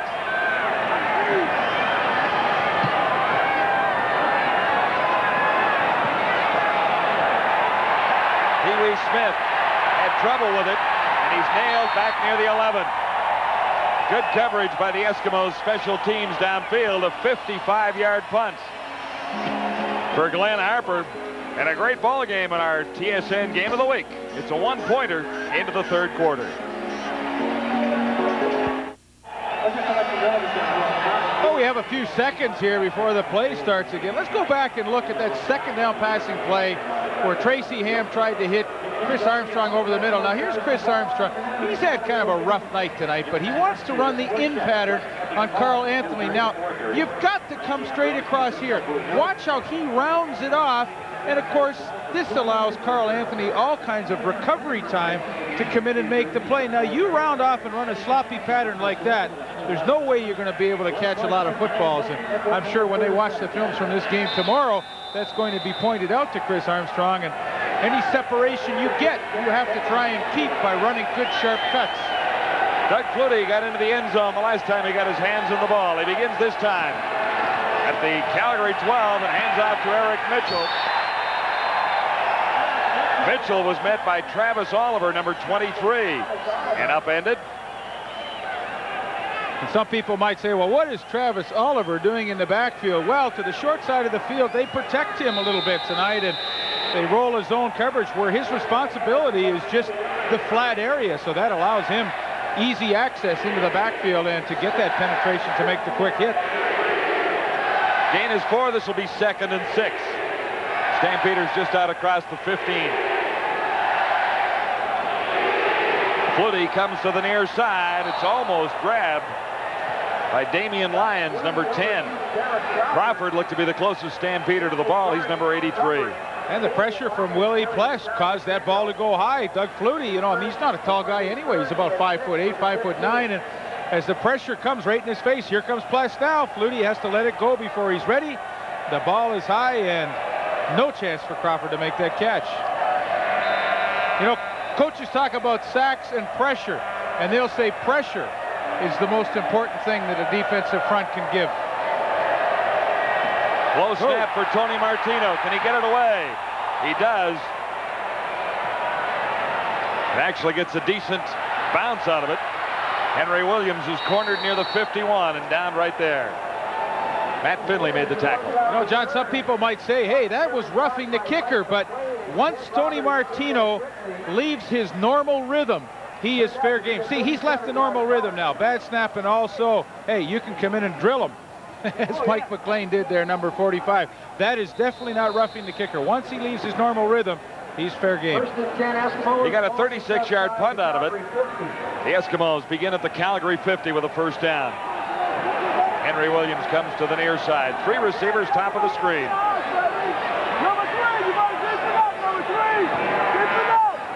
Blake Marshall gets the call. And Marshall gets to the 41. Blake Marshall gets a nice block from Randy Ambrose, follows him for about 9 yards gain on the play. Boy, here's some nice blocking. Randy Ambrosi trapped right around the corner. They get the good kick out here. Blake Marshall, nice hole right up the field. Well, this is solid blocking. Good kick out block by Mike Soles. Good trap block by Randy Ambrosi around the corner. Hey, that's the way you draw it up in the blackboard. 2nd and 1. Eskimos at the Stampeder 41. Tracy Ham for Craig Ellis. Ellis heads to the end zone, his 2nd touchdown of the night. Pretty play.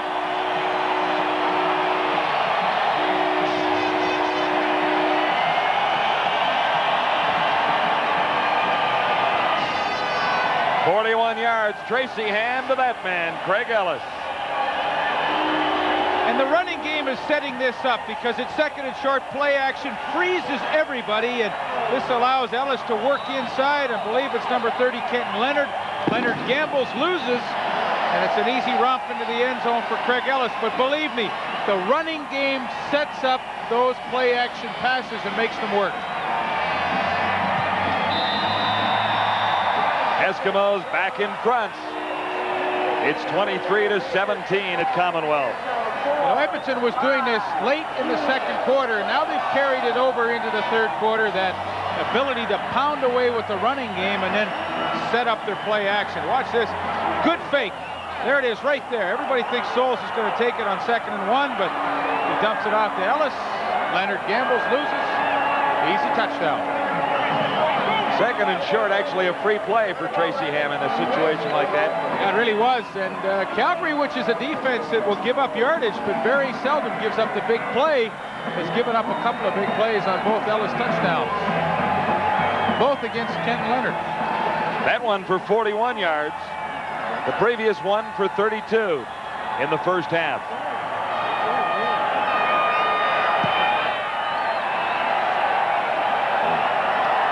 Stampeders look for a big return. Pee-wee Smith breaks 1 tackle. And he's out near the 50-yard line. Across it, in fact. 50 yards, 2 plays, 1:05. And to Ellis. 2nd time they've combined tonight.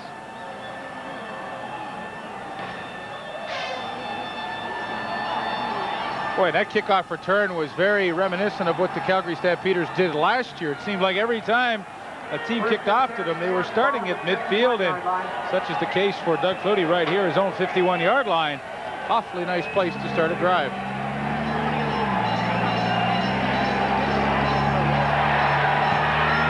Receiver package for Flutie. Pressure is on. And Flutie fired that one into the turf because of the pressure. And Rob Davidson, number 96, getting tremendous push up the middle from his nose tackle spot. And Ron Lancaster singled him out in our conversation with him this morning as one guy on that front group that has really excelled in the first 7 games so far this year. Have to pick up the pace to get to that mark tonight. Yes, he's a little below the 400 range right now. More pressure on Flutie. He got away from it. Flutie himself, and he'll have the first down inside the Eskimo 50. Finally collared by Doug Parrish. That was a big run by Flutie. Looked to be stopped a couple of times. Very impressive run. Leroy Blue has him initially. Larry Ruck has a shot at him, but Doug Flutie with some tremendous elusive running. A little face mask there that didn't get called. Doug Flutie, 29-yard touchdown run, and now a tremendous run. Only got him 10 yards, but 10 very important yards to keep this drive going.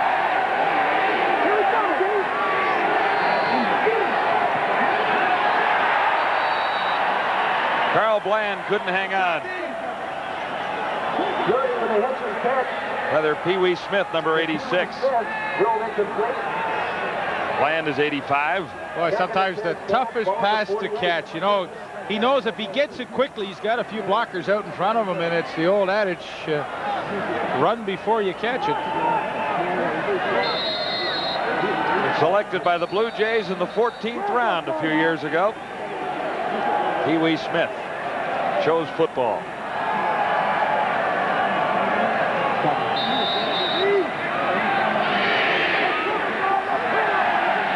Second and 10 for Doug Flutie and the Stampeders, trailing 23-17. Stamps at the Eskimo 48. And again, Flutie underthrows. Markers are down. The intended receiver was Alan Pitts.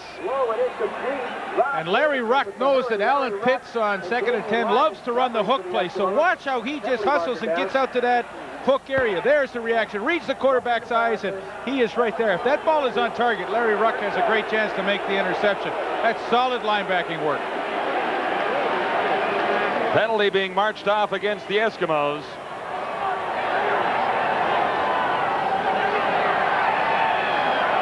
Well, that's what you ask from your linebacker. You know, in zone coverage, get the quick drop to your area and then look back into the backfield and read the quarterback's eyes. Larry Ruck did it perfectly. And with the penalty, it is 1st and 10 at the 33. Pitts slipping and sliding, couldn't hang on. Coverage by Enos Jackson. Well, the Eskimos are coming oh so close to the sacks on quarterback Doug Flutie tonight, and it really shows you why they do lead the league in that department. Time after time, they are getting pressure on Flutie. Benny Goods almost had him right there. And boy, that is definitely one of the reasons why Flutie has been under 50% in his passing tonight. And again, Flutie facing 2nd and 10. More pressure.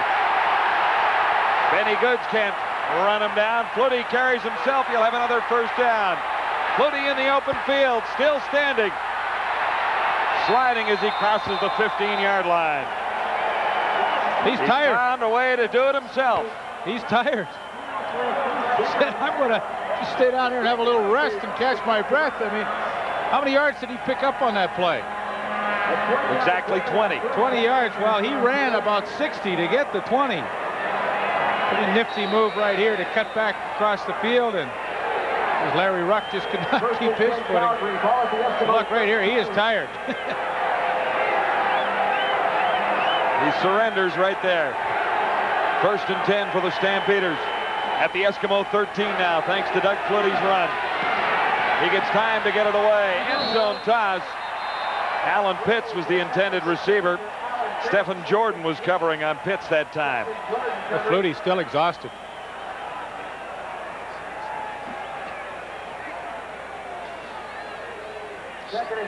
Not Allen's best night. He's had some big games. Well, for the most part, the reason why the numbers are not good for the two slots of Calgary is the fact that Edmonton is doing an excellent job jamming them at the line of scrimmage. And that has really taken those two receivers out of their normal rhythm. Last pass by Flutie. Nicked off the goalpost. He tries again. Mitchell was the intended receiver. And the Stampeders will have to settle for a field goal try. Larry Ruck covering on Eric Mitchell. Flutie kind of ran out of breath after the big 20-yard run.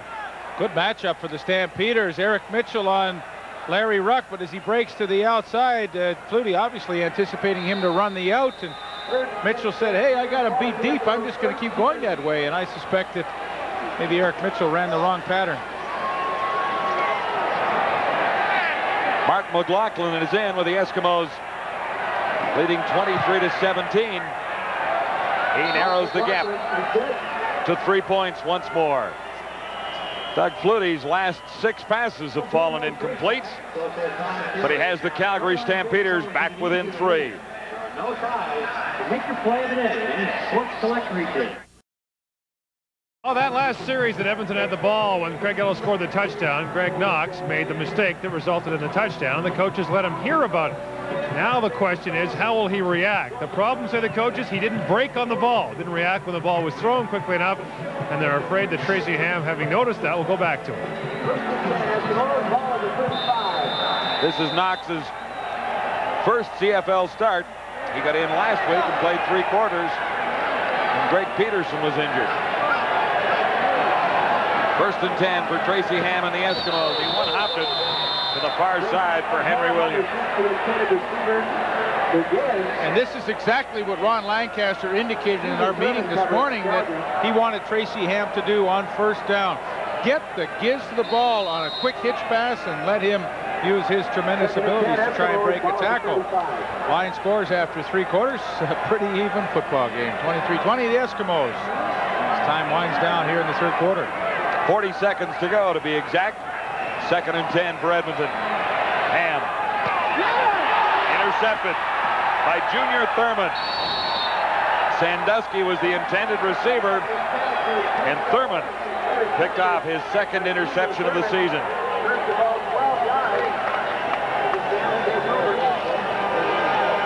Junior Thurman is a pretty cagey corner, and what he simply does is take the outside away from Henry Williams. Williams wants to run the out, but Thurman's taken that position away from him. They choose to run the play anyway. Junior Thurman steps in front with his 2nd interception of the year, and the Stampeders they're going to finish off the 3rd quarter awfully nicely. They get the field goal, and now the turnover. Last drive for the field goal lead took Calgary 4 minutes and 41 seconds. First and 10, Calgary. Flutie looks to the end zone. Not quite. Derek Crawford. Covered by the rookie. Travis Oliver. Boy, and Flutie had him too. They ran the hook and go, and they had Travis Oliver dead, but Doug Flutie just didn't put enough airtime on the ball. Good pump fake to freeze Oliver. You're going to see it right here. This is perfect. Watch Oliver come up. Now Crawford is gone, but Flutie did not put enough airtime on this ball. He tries to throw it on the line, and had he aired it out, that would have been a touchdown. From the Eskimo 34. Flutie. Low. And Pee Wee Smith couldn't scoop it out of the turf.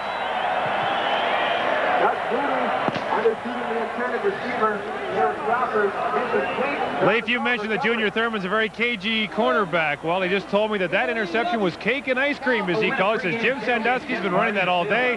He let him have it till the right moment, and then took it away from him with a key interception.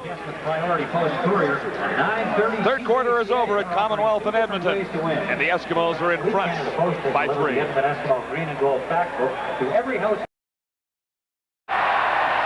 Back in Commonwealth in Edmonton, Mark McLaughlin. A 41-yard field goal try for the tie, and it's all even at 23.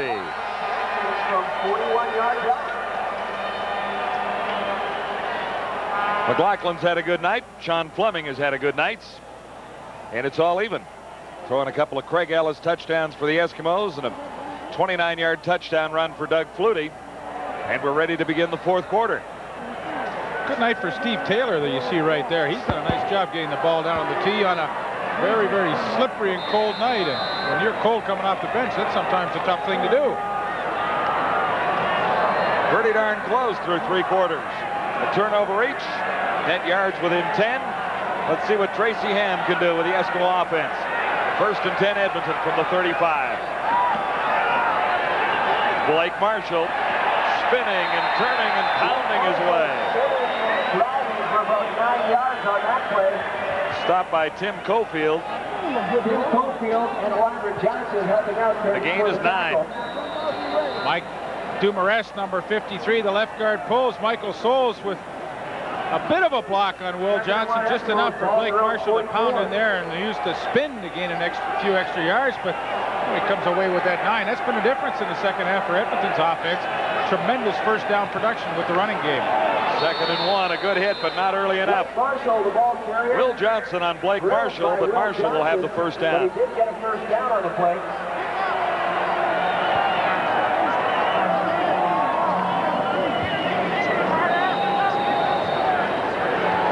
Edmonton first down now at the 45. The Eskimos have had a little difficulty in the 4th quarter, being outscored so far this season 78-48. It's really a surprising statistic with keeping in mind their record, only losing 1 game, to lose the 4th quarter in so many games.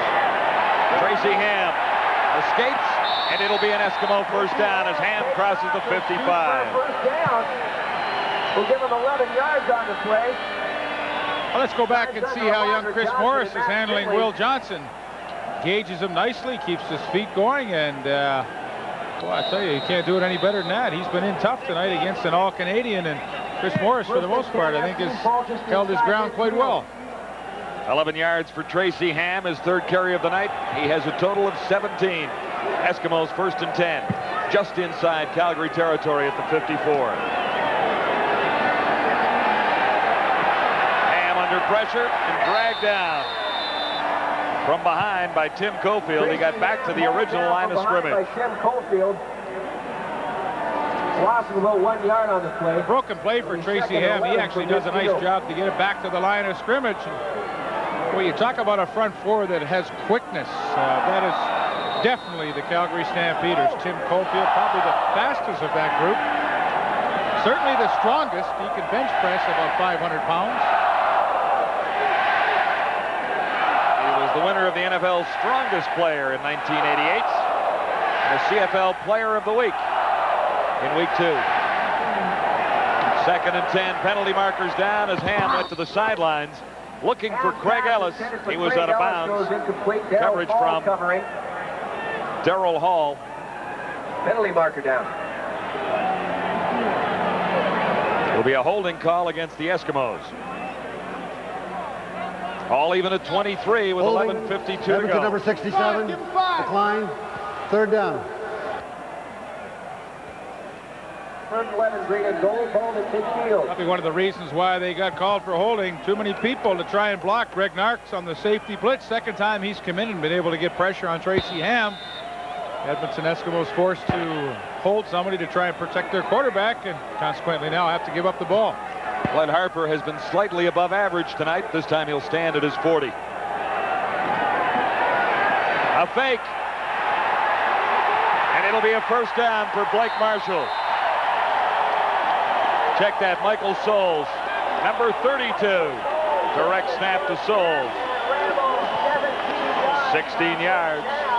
You know, it's funny, in conversation with Wally Buono, the coach of the Stampeders, he says fake punts are there pretty near every time you run them. It's just, do you have the guts to call it? Well, the Eskimos took a chance. They had good field position at midfield to try it. And that's a big play, a tie ball game to come up with a play like that. Boy, does that give your team a lift.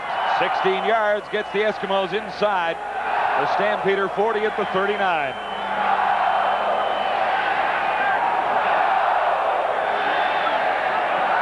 Tracy Ham, quick release, and Ellis didn't see it.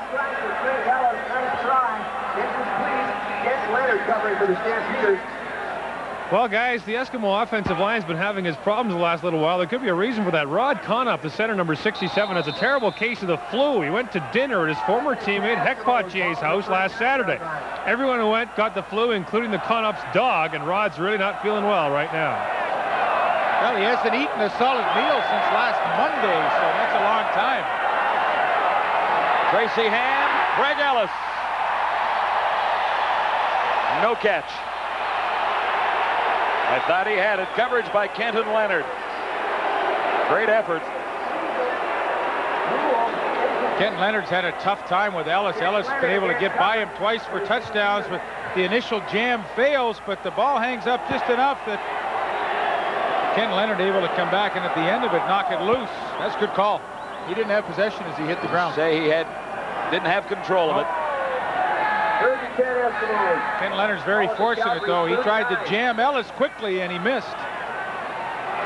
3rd and 10. The Eskimos faked it the last time. No mistake about it this time. Pee Wee Smith standing at the 1. And he dives to the 6. In there by Doug Parrish. What a great punt by Glenn Harper. Sacrificed his average to try and pin them deep, and he did a perfect job. Put it right down to the 1-yard line. A 38-yard punt, and the Stampeders will begin deep in their own zone. It's all even at 23 with 10:20 to go at Commonwealth. Eskimo bench, they had the ball at the 39-yard line on 3rd down, decided not to go for the field goal. That may be a reflection of Ron Lancaster's difficulties with his field goal kicker, Sean Fleming, who has struggled this season, especially from that kind of yardage. But in a tie game with 10 minutes left, he decides to punt. Most teams would go for the field goal. Coming into the game, Fleming was good on 50% of his field goals, his longest from 40 yards away. He's 3 for 3 tonight, but they've been of the shorter variety. 13, 20, and 27. Wally Buono had an interesting comment yesterday. You know, we were talking about would this be a real physical clash between these two teams, and he said, hey, look, it's no secret. I mean, football is an extremely violent game, and anybody who's played could tell you that, unless you were a kicker. I loved it. Wally Buono, 28 wins, 14 losses, 1 tie in his CFL head coaching career. 1st and 10 for the Stampeders, beginning at the 6. Mitchell lost the ball. Touchdown, Eskimos. Leroy Blue picked up a loose ball at the 1-yard line.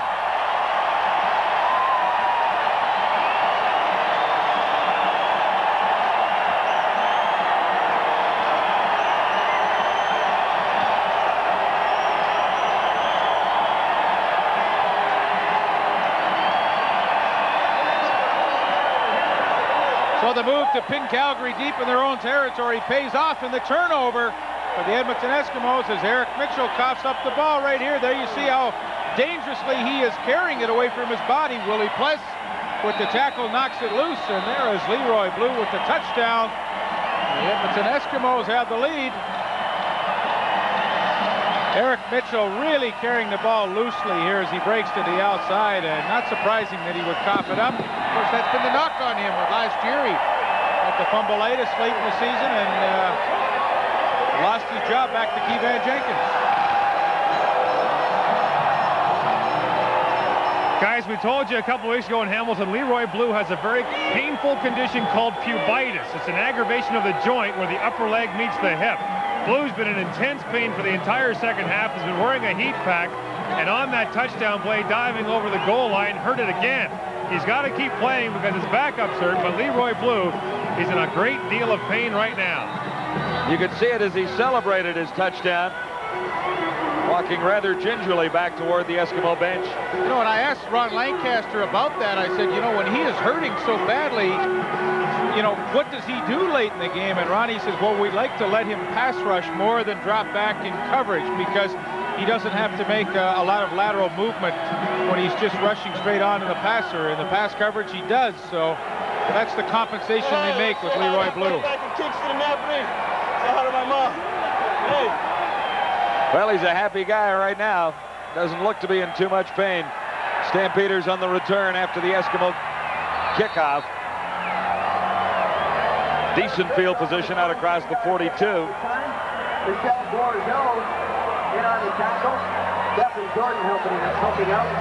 Well, this is nothing new for the Stampeders. They have trailed in this ball game throughout the entire night. But once again, Doug Flutie finds himself down by a touchdown, and good place to start this drive from 42-yard line. They have had good field position with which to work, except for that last series when they coughed up the football deep in their own territory. But for the most part tonight, he has worked pretty much close to midfield. Eskimos in front by a touchdown with 9:45 to play. Penalty markers are dropped as Flutie steps up and tries to find someone open. then takes off himself. It'll be a first down, Calgary. In fact, the penalty is not against the Stampeders. Larry Ruck forcing Flutie out.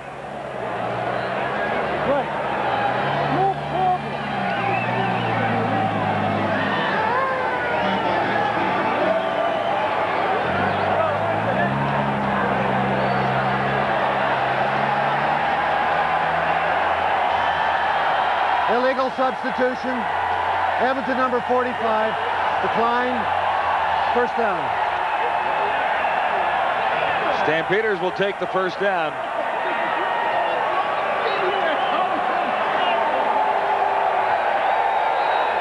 McLean was in for Blue, or trying to replace Blue. That was the problem. First and 10. Stampeders just shy of midfield at the 53.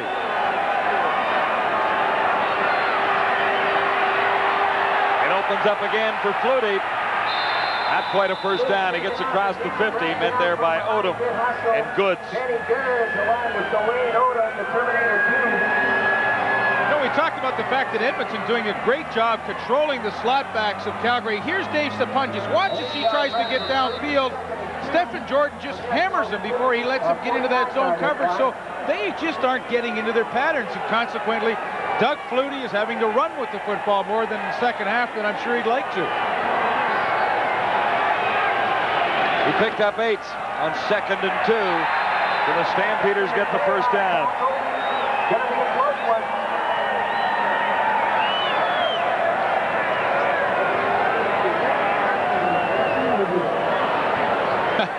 Here's a little payback. Dave Sapunjas got hammered on the play before by Jordan. Now it's a running play. He gets to, quote, take a free shot at Jordan and knock him down. And, hey, who said those slot backs aren't tough? I always thought they were real tough.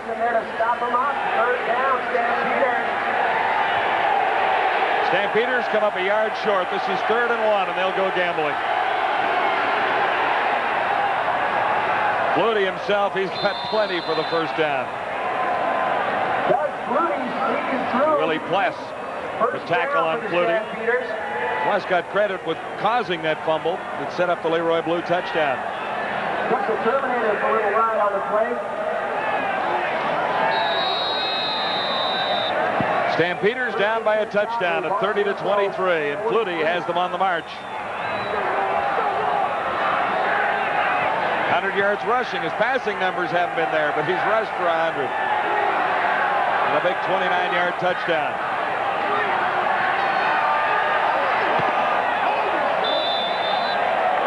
Penalty markers are down. It looks like it'll be holding against the Stampeders. Oliver covering, penalty marker down, and Oliver seems to be shaken up on the play.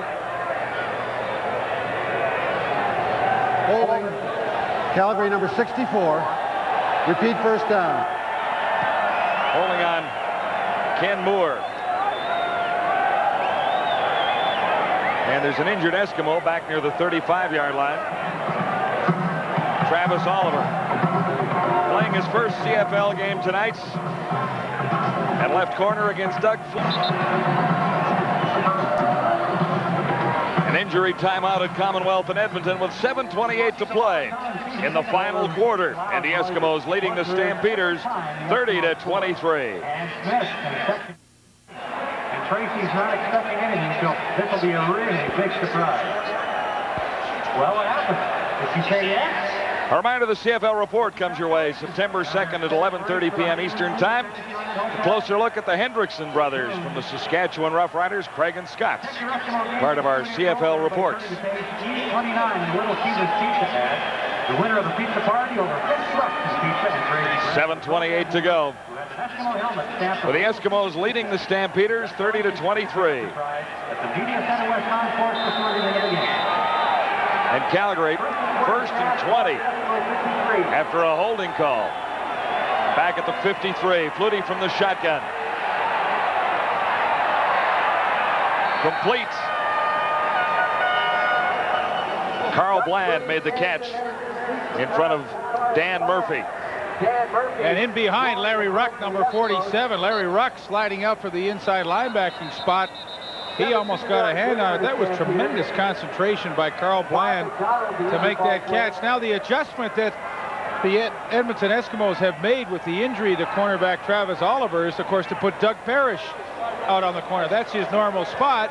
But now at linebacker, what they have done is brought in number 28, Trent Brown, as the 6th defensive back. He said yes. I suspect Oliver might be in. There's number 28, Trent Brown, so he gets a chance to get some playing time tonight. Teams are so scared of the receivers of most teams in the CFL that they've just had to put in a 6th defensive back.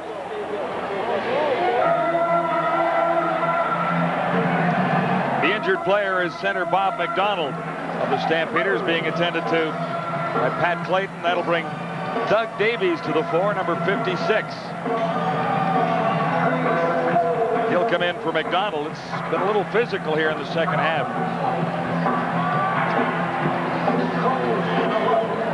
Well, guys, there's been a lot of jockeying on both sides. On Edmonton's bench, as you mentioned, Leaf, they're shuttling in and out. They just put in their running unit. And the unit that normally defends the run does not include Leroy Blue right now. The man we mentioned a few moments ago is coming out for most first down situations.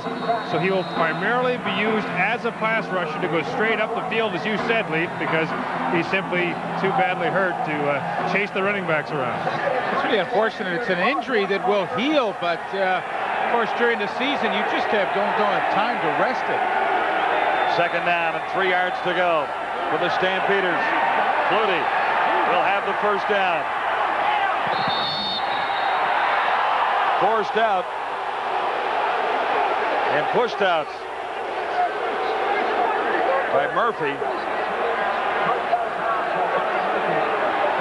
Good call by Doug Flutie. The bootleg, the naked bootleg, no blockers in front of him on 2nd and short. He fools the Edmonton defense, and a very needless penalty by Dan Murphy. It's a quarterback above all things.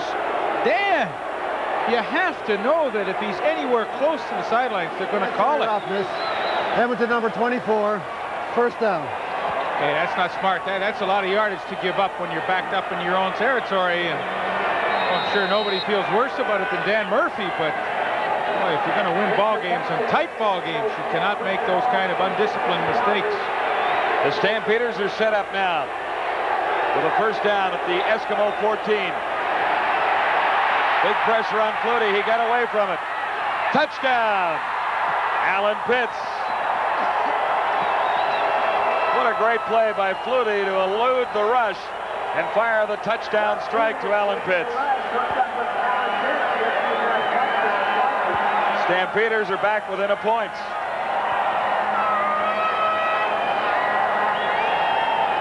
Well, John, it really was a truly great effort by Flutie to avoid the rush. Wayne Odom's right up the middle, has a shot at him, but Flutie able to escape with it, and he almost looks like he throws a hope shot down the middle to Alan Pitts, but he did the key thing. He came back towards the quarterback, and that was the key to making that touchdown reception.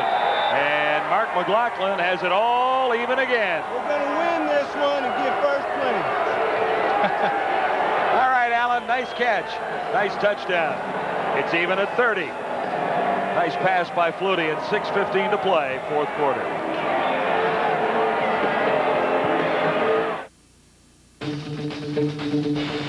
Why get an inferior shave when you could have the best?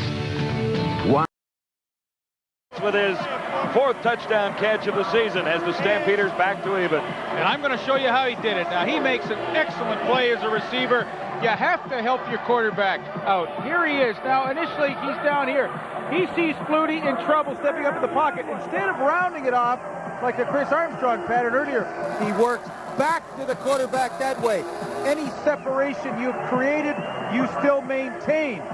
And this is the reason why he was able to make that touchdown. It's a truly disciplined play, and that's why he scored. You can't do it any better than that. Well, we're in for a big finish at Commonwealth. We expected a pretty tight ball game, and it doesn't get any closer than this. This is great.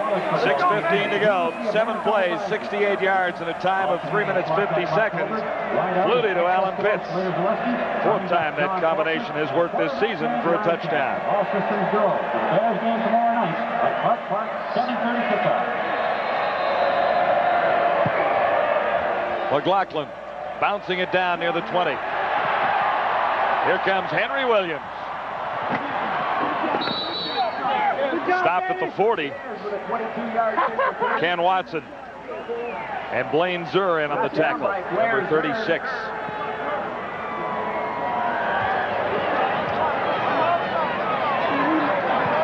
Well, now it's Tracy's turn. 237 yards, couple of touchdowns, the one interception that cost the Eskimos a field goal.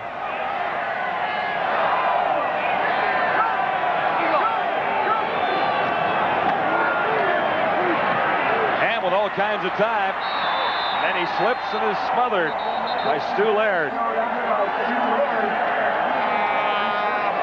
That's simply a coverage sack. You've heard us talk about that before. The coverage downfield so good.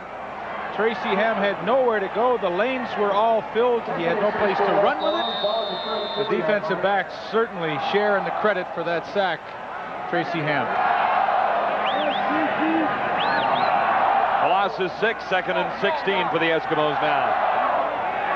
Back at the 34.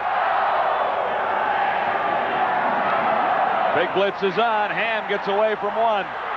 Looking to throw on the run. Can't get it away.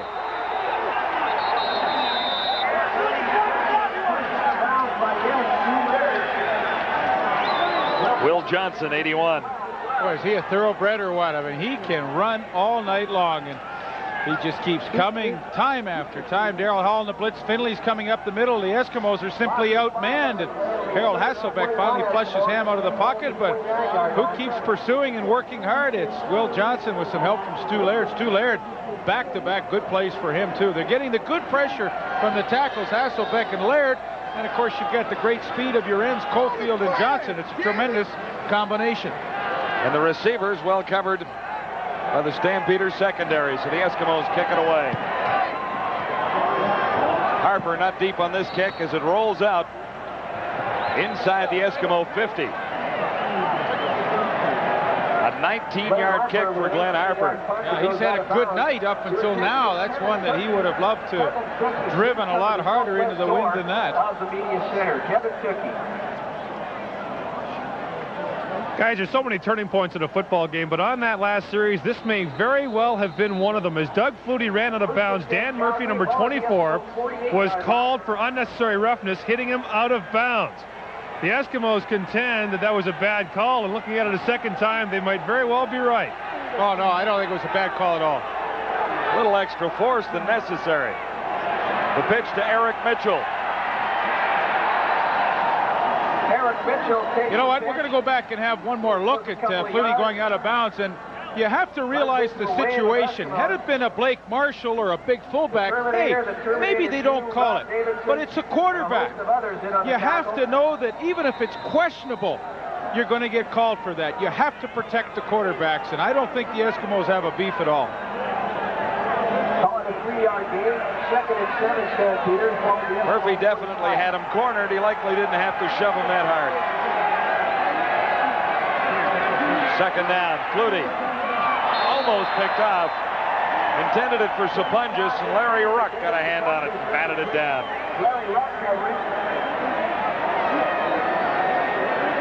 He's had a good game tonight.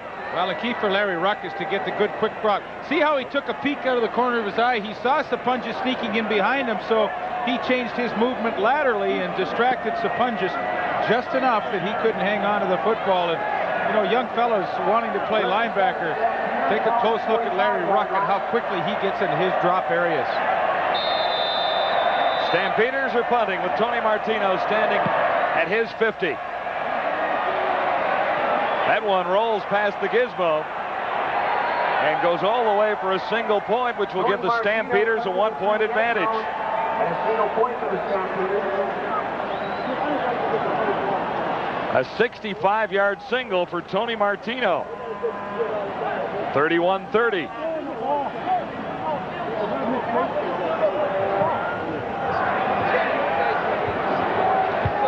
On the line tonight, first place in the West. The Eskimos currently hold it. the Stampeders, with a win, would be even with the Eskimos and actually placed ahead of Edmonton in the standings because of beating the Eskimos.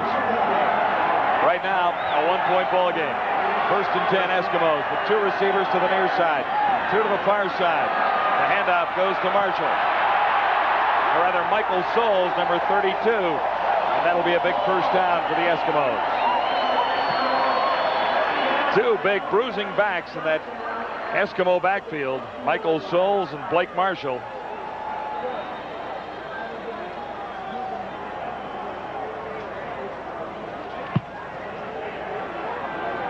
.301 to go. Edmonton first down at the Eskimo 50.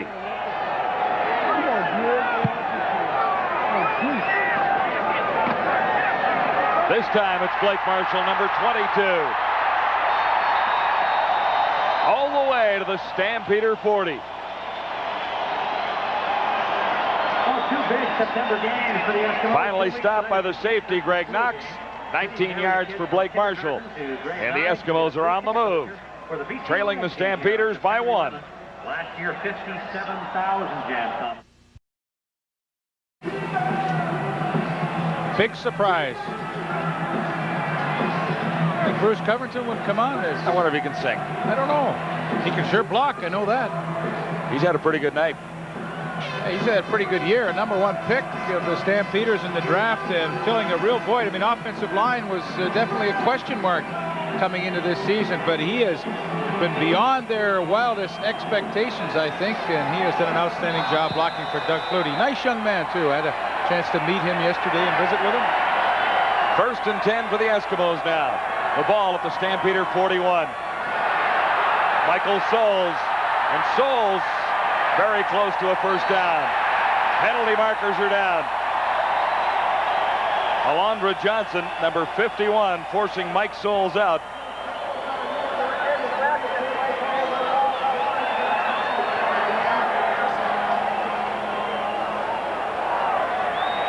It's a misdirection play that the Edmonton Eskimos run. There goes Mike Dumoulin. Blake Dermott back this way. Tracy Ham will come here. Everybody blocks this way, and watch Michael Souls around the corner. You get the defense to commit one way, and then you come back around the corner, and that is superb blocking. Watch Dermott around the little brush block on Caulfield, and then a hit on Johnson. Johnson gets called for the face mask. The Edmonton Eskimos have put a fantastic drive together. They trail by 1. 1st and 10 Edmonton at the Calgary 18. Tracy Ham carries himself. He stopped short of the first down, but not by much.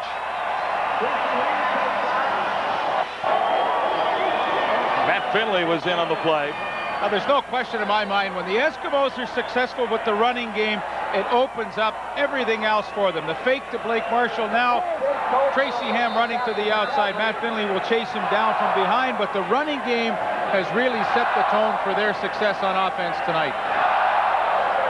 2:15 to go, 2nd and 2. The Eskimos inside the Stampeder 10.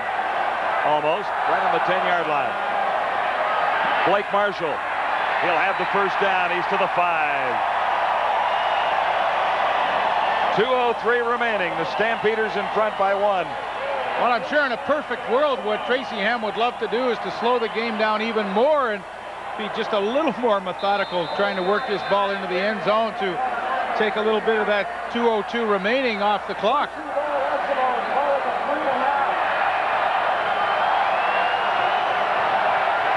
Now 1st and goal to go for the Eskimos at the Stampeder 4. Blake Marshall, touchdown. Marshall's 10th touchdown of the season. His 7th rushing touchdown.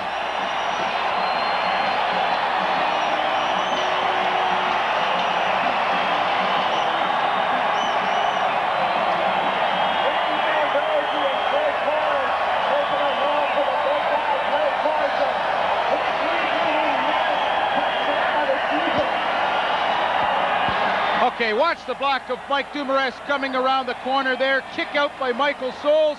Block down Chris Morris on Finley. Look at the lane for Blake Marshall to run through. I mean, that is coordinating your offense at its highest level right there.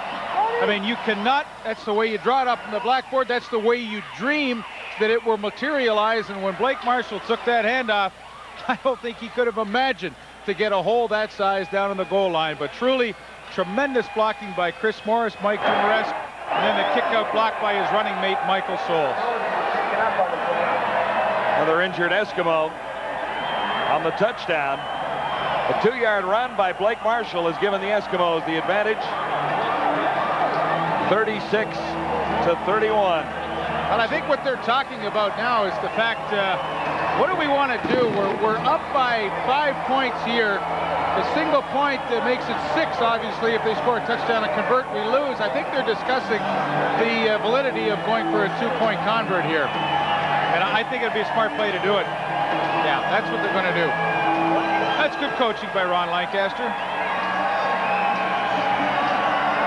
Right guard Randy Ambrosi, helped out by the Eskimo training staff. Has Lancaster had a change of heart? No, he's just changing his alignment a little bit.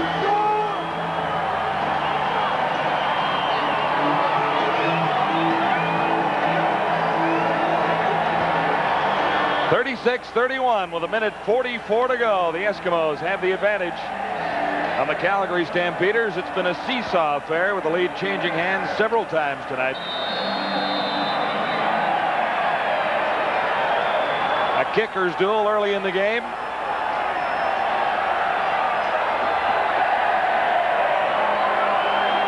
Tracy Ham looks for a 2-point conversion. Deep. He's got it. Jim Sandusky with a penalty marker down.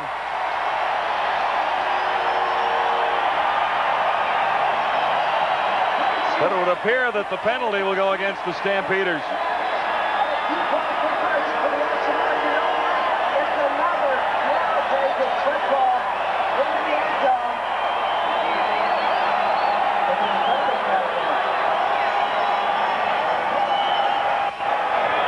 Tim Cofield is upset about something.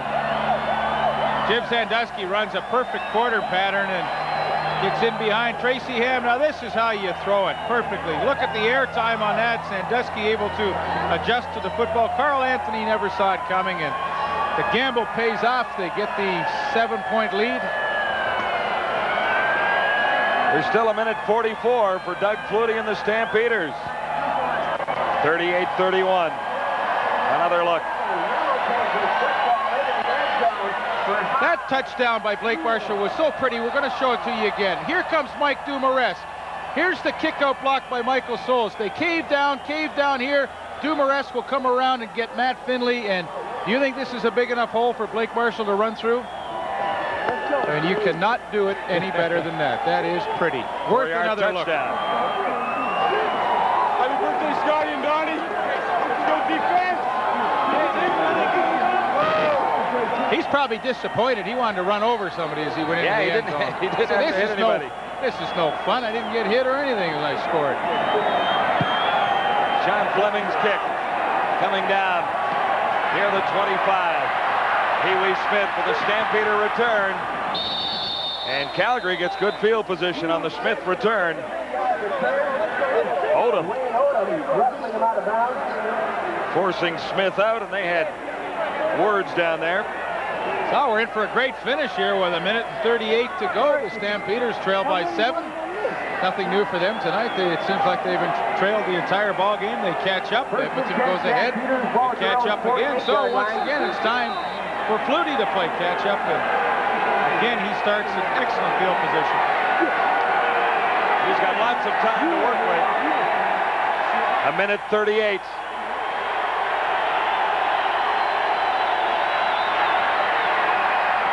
Wide open.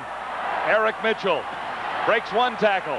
He's inside the 40, almost to the 35. Now the biggest thing for Eric Mitchell is just to hang on to that football. It looked as that time he had both hands over it as he made the reception. What a tremendous lane for Flutie to throw down. The offensive line doing the blocking, the good blocking at a key period in this game. Stampeders with a 6-receiver set. That's the spread formation. Get them spread out all across the field. Near sidelines. Are they rolling it a catch? Carl Bland Yes or no? Yeah, they rule it a catch. Absolutely. Eskimos are arguing it. Watch here. You get a good look, see if he can keep those feet in bounds. Oh, yeah, that's a great job to keep your feet in. No question, he was in when he caught that ball. What a finish. Another Stampeder first down with 1:21 to go. Don't go away. The Eskimos in front by a touchdown at 38-31. First and 10. Stampeders at the Eskimo 28. Flutie has another completion. Eric Mitchell once more, number 21. About 9 yards on the play. So Eric Mitchell, another big important catch on this drive, and with this 3 receivers set to each side of the field, you spread the defense out. It creates open holes like that. Eric Mitchell, to his credit, found it. Now, 3 plays in a row. The Edmonton defense has played pretty soft. I think they have to change up here and try and put some heat on Flutie. Quick out to Carl Bland. Well read by the Eskimo defense. Larry Ruck making the stop on Bland. 1:09 to go.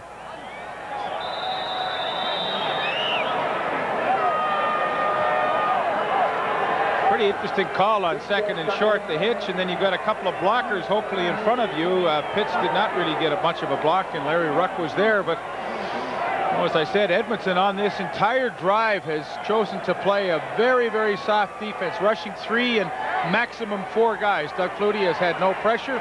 He's had great vision downfield to pick out an open receiver, and I honestly think at this point, hey, Edmonton, you've got nothing to lose. The worst you're going to do is have your team tied up and go to overtime. Put a little heat on Flutie, try to upset his rhythm. It will be a Stampeder first down with just over a minute to go inside the Eskimo 20. Here's Flutie looking to the end zone. Pitts tripped. Alan Pitts was behind the coverage, and he simply tripped. Yeah, Edmonton's having great difficulty with this 6 receiver set, making adjustments to it, and Doug Flutie threw it perfectly. Alan Pitts just tripped over his own feet right there. Boy, they dodge a bullet. What, do you think Bland's unhappy? Wow. I mean, we're at crunch time now. Second and 10. There you get a good look at how the defense is spread out across the field. The 6 receiver set once more. Flutie to his left this time. Throwing on the run, looking to the end zone for Crawford.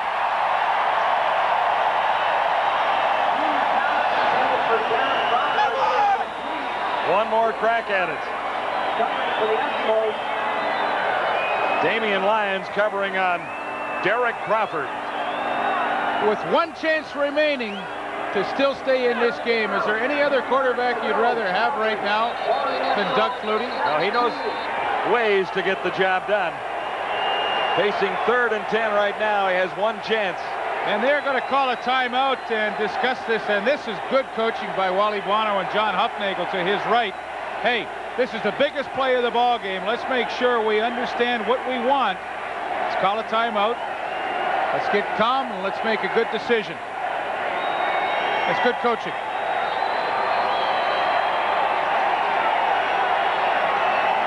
What might have been Alan Pitts tripped. He was open in the end zone. 38-31. Eskimos leading by a touchdown. This is 3rd and 10. Lancaster's having fun down there.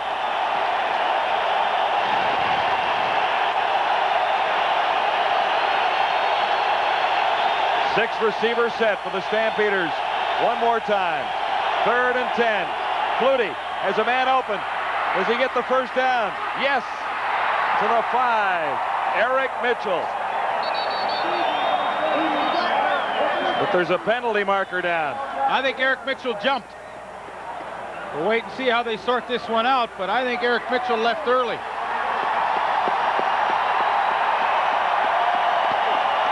Nice night for him. Cost his team a penalty here. Fumble, gives up a touchdown. That's tough. Procedure. Calgary number 21. Still 3rd down. You're going to have a look at it here. Eric Mitchell in the slot. There he goes, and he crosses that line of scrimmage. Now he looks to the official. He knows it right away. So, big play number 2.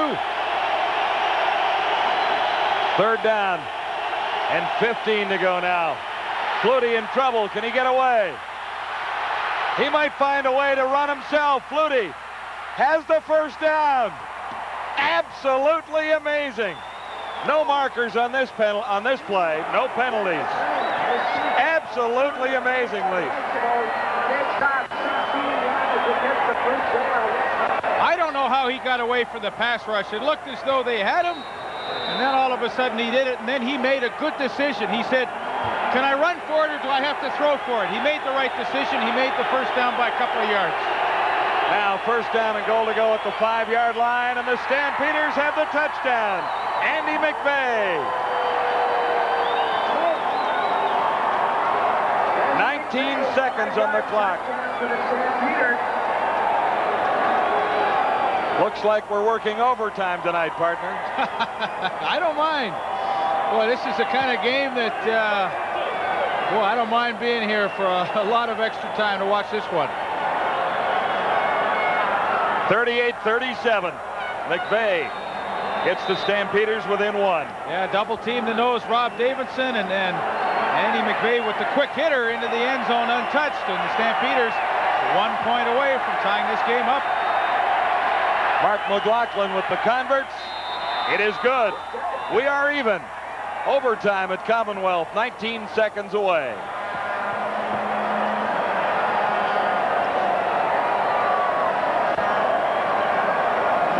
Well, the Flutie run is worth looking at one more time. Well, obviously the key play of the night as far as the Stampeders are concerned, and the thing I think that impressed me the most about the Doug Flutie run was the decision that he makes. He's got like 2nd and 15 or 3rd and 15. Now he's got to think, can I run for it or do I have to throw for it? He makes the right decision. He sees enough daylight downfield that he has confidence and that extra dive to pick it up. That was a tremendous decision on Flutie's part. That is exactly the way it is drawn up in Doug Flutie's personal playbook, Lee. Well, you know, he's such a smart guy, and he knew the risk, and he took it, and he gambled and made it. He needed the dive to get the extra yard. That was 3rd and 15. He needed 15 yards.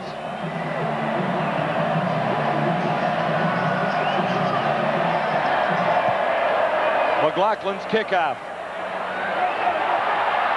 Away from Gizmo this time to Craig Ellis. And the Stampeders lay back a little bit to make sure that they'll get the Eskimos stopped with 13 seconds to go. So overtime coming up at Commonwealth in Edmonton, unless Tracy Ham gets it into the end zone in the next 13 seconds. 38-38.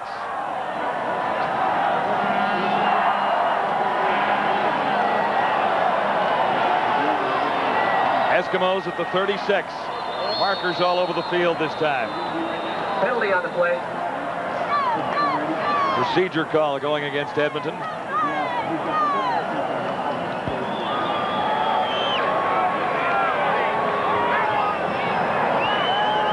Eleven seconds remaining at Commonwealth. Edmonton, I'd like the game clock to 13 seconds.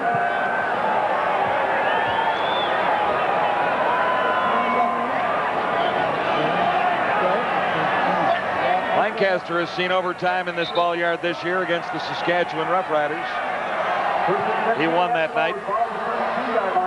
Edmonton's overtime record, 2 wins, 1 loss, 1 tie. Calgary's overtime record, 3 wins, 1 loss, 1 tie. Well, I remember that Saskatchewan game. Sean Fleming had a chance to win it on the last play of the game. He missed the field goal. They went to overtime, but he got a reprieve as he ended up kicking the winning field goal in overtime. The discussion continues. They were talking about adding a little time to the clock. They've now put 2 seconds up unofficially.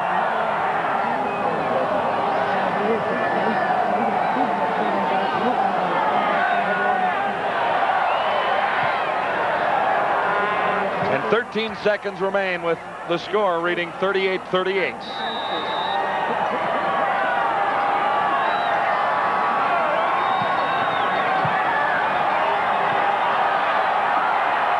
Michael Souls carries 3 Stampeders with him as he crosses the 45 to get the first down. 6 seconds left.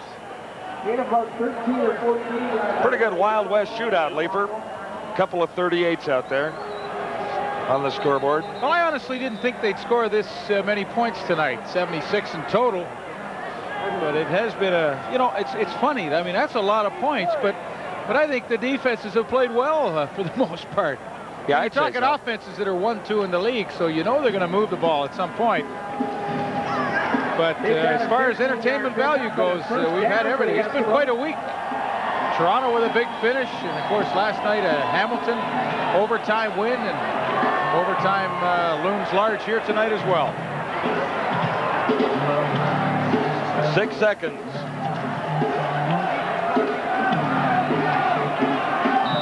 .38 in our game of the week.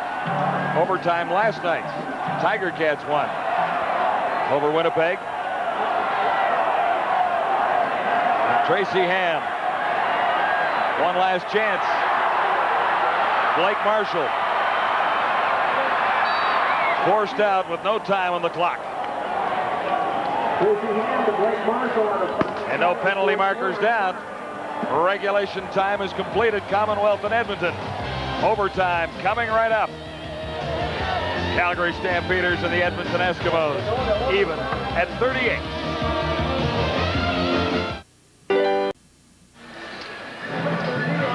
The rules for overtime at Commonwealth in Edmonton, a couple of 5-minute halves.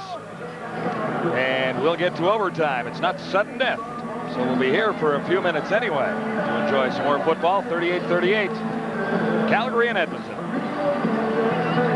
21 overtime games in CFL history since 1986 during the regular season. 17 of the 21 have been decided in overtime. And of course the reason why we are in overtime, the touchdown by Andy McVeigh, good blocking up front. Rocco Romano, Bob McDonald, double team on the nose. That gets rid of him. Now Bruce Coverton, the #1 pick, a little brush block on Benny Goods. He takes himself out of the play. He chips off and then gets a block on Larry Ruck. Quick hitter right there. You know, for Bruce Coverton, I mean, tremendous technique. Little chip block there, comes off on Larry Ruck, and Andy McVeigh into the end zone. Comfort was good, and consequently, here we are in overtime. And underway. Stampeders to kick off. Henry Williams to return for the Eskimos. Looking for room to the far side. There's a penalty marker down already as Williams reverses and looks for room to the near side of the field. Still going. Now for the 40. A long run. He ran right over top of the flag when he reversed his field, so I think he kind of thought, hey. He didn't see the flag going the other way. No, this one's coming back. I got to save a little energy.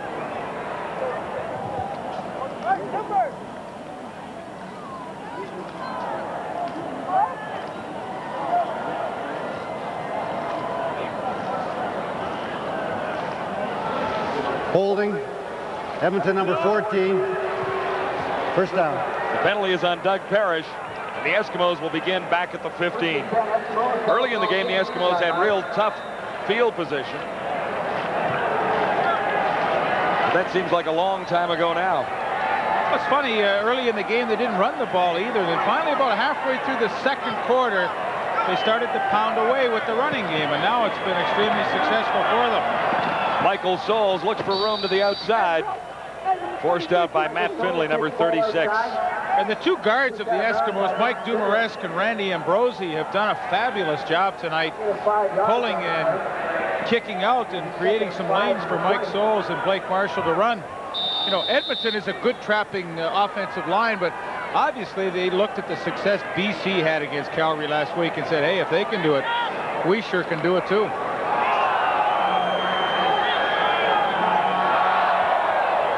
Five yards for Michael Souls at 2nd and 5 for the Eskimos, now at the 20.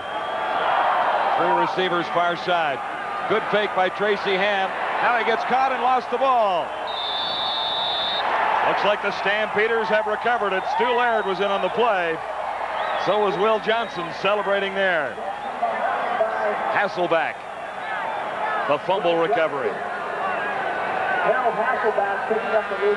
Some play action, and that's good to freeze the linebackers, but it certainly doesn't freeze the front four. Will Johnson comes around the top. He's the one that's going to make the hit. The ball comes loose, and Harold Hasselbeck, 95, will come up to the fumble recovery. So during regulation time, the Eskimos got a great break when Eric Mitchell fumbled. Now the Stampeders in overtime get the break as Tracy Ham coughs it up, and Calgary knocking at the door. Third fumble recovery of the season for Harold Hasselbeck. Sets the Stampeders up. 1st and 10 at the Eskimo 15. Flutie himself stepping out inside the 5. He was going all the way with that one.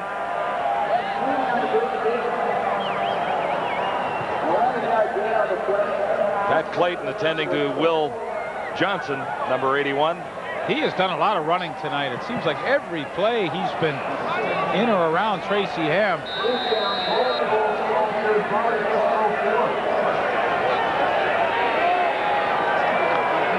Now Leroy Blue is out of the game for the Eskimos, bringing in Mike McLean in his place. 1st and goal to go, Stampeders. We're in overtime from the 4-yard line. Nowhere to run that time. Eric Mitchell stopped by Larry Ruck, number 47. I really believe that the Eskimo front 7 is too active a group to run that kind of a lead play. You see it, the handoff is so deep in the backfield. Andy McVeigh leading Eric Mitchell, but the reaction of Odoms and Pless and Ruck are so quick that that play just takes too long to develop down on the goal line. They're better off with that quick hitter like Andy McVeigh scored on. 2nd and goal from the Eskimo 3. Flutie looks to pass this time. Gets some pressure. End zone toss. Jump ball. And Crawford was close. But he had double coverage. Eric Mitchell was in the area too. Stampeders have rushed for 236 yards tonight. Flutie has 137. I really don't think this is where Doug Flutie wanted to go. Crawford opened initially, but the pressure just dictated Flutie get rid of the ball in a hurry, and he was hoping Crawford would come up with a spectacular catch. He couldn't. But the good news is it wasn't picked off, so they have an opportunity to get some points here in overtime. The turnover will lead to a field goal. Try by Mark McLaughlin. Good on 5 of 6 tonight. This will be spotted inside the 10-yard line, about the 9. They fake it. Steve Taylor looking to throw to the end zone. No points. Andy McVeigh was the intended receiver. So the turnover doesn't cost the Eskimos a point. I'm really kind of shocked at the call by Calgary. Wally Buono's just not a gambling type of coach, but he chooses to right here. And initially it was number 10, Damian Lyons, who got the quick penetration. He wasn't fooled by the fake at all. That play had little or no chance to succeed right from the snap of the ball, and that's not his style.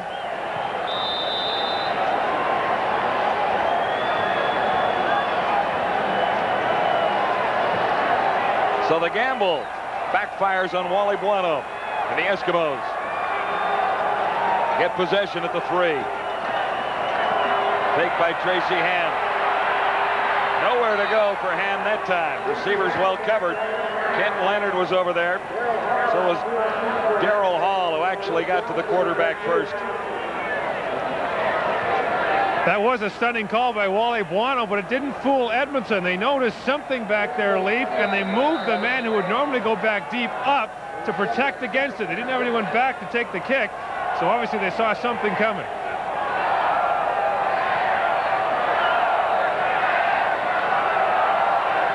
Gain of a couple. This is 2nd and 7.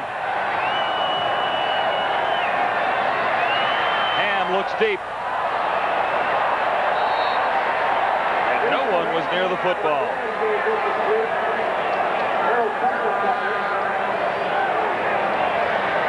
Tough place on the field for Tracy Ham to operate, and as so often teams do when they're deep in their own end, they throw a desperation bomb, and hope that their receiver can make the catch. Henry Williams decided to hook up, and there was no chance for that one to succeed. So the Calgary Stampeders will get the ball back in unbelievable field position. Glenn Harper kicking into still, which is a pretty good wind here in overtime. Better than 10 yards deep in the Eskimo end zone. Glenn Harper. Stampeder return men standing out near the 35 of the Eskimos.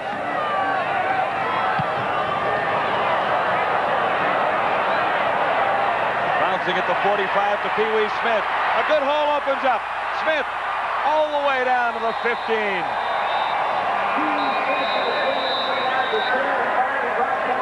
Boy, it's funny, in the opening we talked about special teams maybe being the difference, and the fact that Calgary hadn't had a great deal of good returns this year. Well, none better than Pee Wee Smith. Watch the acceleration. You don't need much of a gap on a middle return, and a missed tackle by Dan Murphy.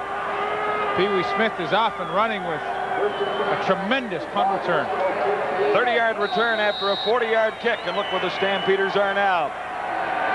55 seconds left in the first overtime half, and the Stampeders are 1st and 10 at the Eskimo 15.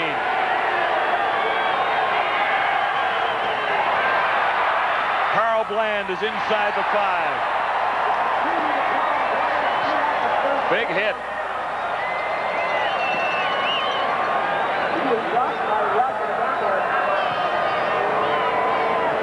It's a big hit, but that 6 receiver set is really causing the Eskimos some problems. Larry Ruck with the good hit right here, but there's so much pressure on that secondary that any of the underneath patterns with people clearing out are absolutely wide open.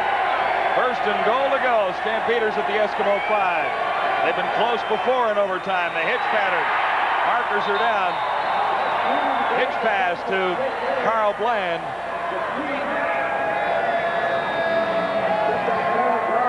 That is a wild call in a goal line situation. You know, if you have bump and run coverage, you're dead. I mean, you just can't complete that pass. That play has failed twice. A reminder, due to overtime, Sports Desk will be on the air at 2 o'clock Eastern Time this evening. Stay with us for all the scores and highlights. 2 a.m. Eastern Time. 24 seconds to go in the first overtime half. Flutie getting instructions from the sidelines.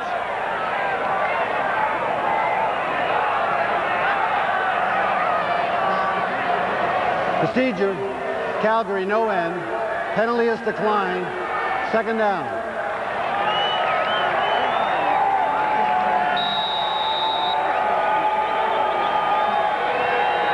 So it'll be 2nd down. And 7. The Eskimo goal line 7 yards away.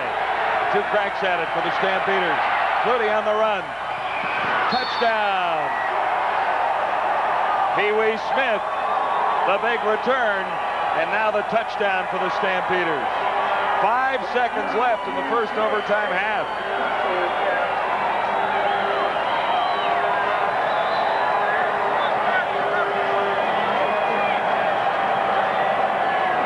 He's going to keep the ball. That's his first touchdown reception of the year.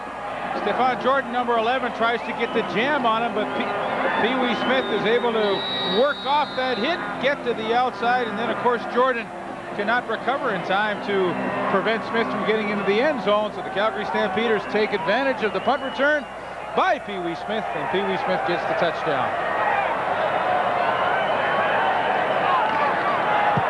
Mark McLaughlin makes it a 7-point Stampeder advantage. 5 seconds to go in the first overtime half.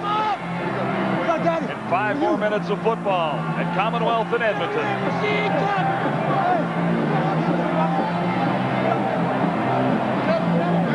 So the Stampeders couldn't capitalize on a turnover, but they took advantage of great field position in the 30-yard punt return by Pee Wee Smith to set up the first scoring of overtime.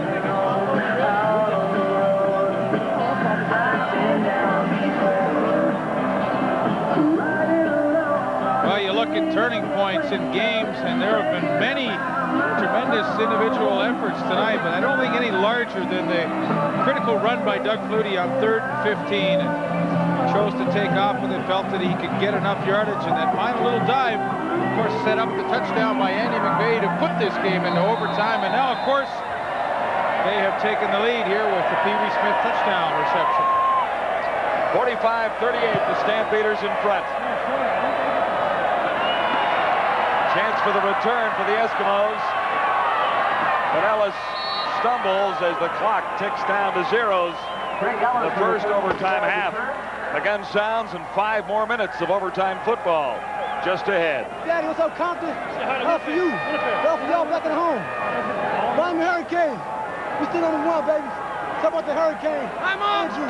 Hey. So Pee Wee Smith scores the touchdown to get the Stampeders into the lead. Of course, he's talking about his Hurricanes. He was a Miami Hurricane at university. And of course, they will be starting shortly.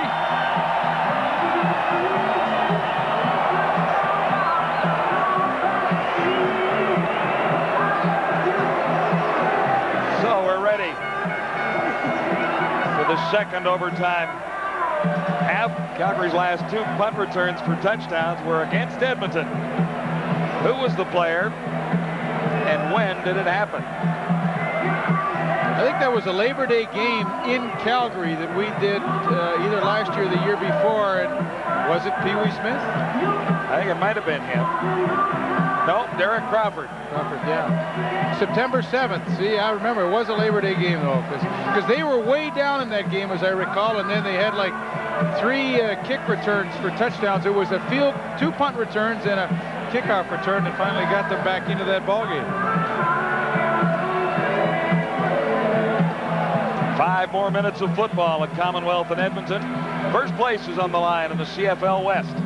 Now, do you think the fans here tonight have got their money's worth? I think they have. It's stopped raining out there, too. Things have warmed up a little bit. It's been a good football game. McLaughlin and Sean Fleming, really a kicker's duel for the early going. There was no touchdowns scored in the first quarter. And late in the second quarter, Tracy Ham combined with Craig Ellis for the first touchdown of the game. The second overtime half is underway. Here's Henry Williams for the Eskimos. Williams caught at the 35. Slowed down by Sapunjas.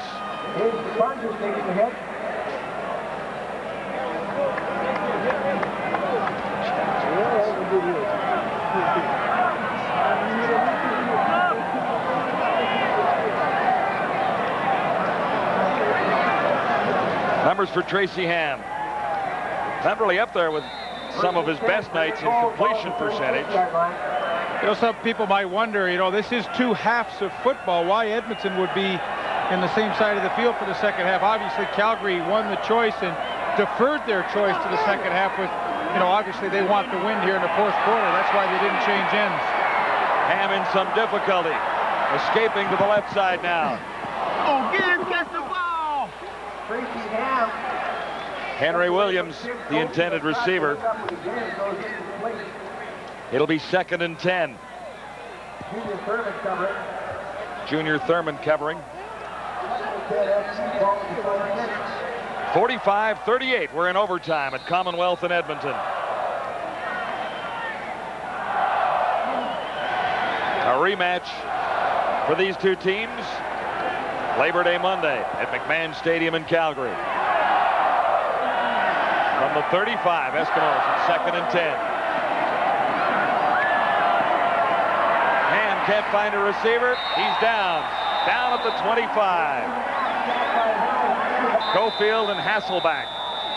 And again, good coverage by the Stampeders secondary. Yeah, it really was. And you know who's been impressive tonight, too, are Stu Laird and Harold Hasselback. They really caused this sack. You know you're going to get the good pass rush out here, but they get that good push that pushes that pocket and finally caves it in. And that's when they get the sack on Tracy Ham. But watch the effort. Watch the push. I mean, these guys have played over 4 quarters of football now, and they're still pushing. They got the drive and the legs. I mean, that is great front 4 play, and it's simply desire. I mean, that is not a lot of technique. That's strength and desire. Glenn Harper Steps across his 15 on 3rd down. A good kick into the breeze, taken at the 40 by Pee Wee Smith. Jed Roberts leading the tacklers, number 43 for Edmonton. So the Stampeders get the ball back with 3:40 to go in the 2nd overtime half. Well, and there's Stu Laird. He was hurt in training camp and just came back last week, so this is his 2nd game, and I'm really impressed with the physical shape that he is in. He has played hard tonight, and of course, when you play against the Tracy Ham, you know you're going to do a lot of running. And boy, he has given it a great effort tonight. His buddies at the fire department where he works will be happy. 3 receivers to the far side of the field for Doug Flutie on 1st down. Alan Pitts made the catch more than halfway to a 1st down. Pitts has had some difficulty with his footing tonight. Tripped once when he was open in the end zone. That time he appeared to slip. A little quick hitter, and well, he just got himself tangled up more than anything else. 2nd and 4 Stampeders, ball at the 47.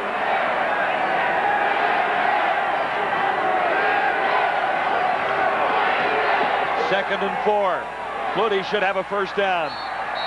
Pitts makes the catch, forced out by Enos Jackson, number 29. Gain of about 10 yards on the play of the 1st Stampeders lead by 7. Flutie will try and get some time off the clock. Well, I was just thinking the same thing. You know, 2:44 to go. You've got a lead, trying to protect, and nobody wants the ball back worse than Blake Marshall. But Doug Flutie, he is using the passing game effectively. Short, high percentage passes.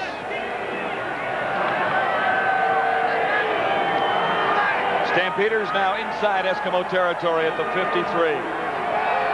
Eric Mitchell, room to the outside. Nice cut down block Upended by Stephen Jordan.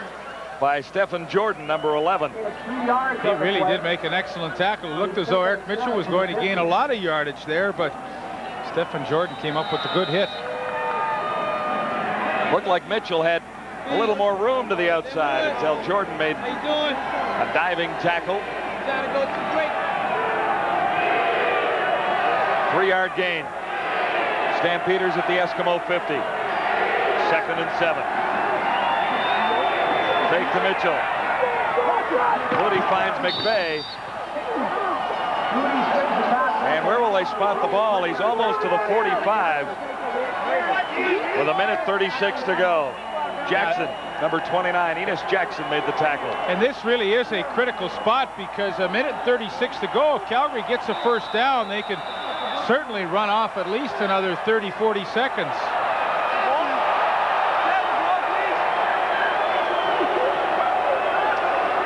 They'll measure it. Stampeders leading 45-38 in a great ball game at Commonwealth in Edmonton. Less than 2 minutes to go in the 2nd overtime half. Boy, would this be an interesting decision for Wally Buono if they come up a fair bit short. Nope, no decision. He doesn't have to make that one. 1st down Calgary and a couple of nice open field tackles by security. Let's hear it for those guys. Yeah, Flutie with a nice job to get that ball away, and Andy McVeigh, who has not used a great deal, has a chance to contribute. Good effort going down by McVeigh to grab that necessary yardage for the 1st down. That's a lot of 1st downs. You just saw right there, 28-25. Now from the 43, 1st and 10 Stampeders.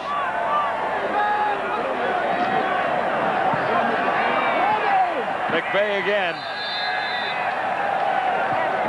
Stampeders have run the ball well tonight. Met by the Eskimo safety, Dan Murphy. Well, they've run the ball well when they've had to, and this is obviously a critical time where you don't want to go out of bounds. You want to keep the clock moving and not take any high-risk chances. They've thrown high percentage passes, and they've had some good hard runs. Now 1:02 on the clock.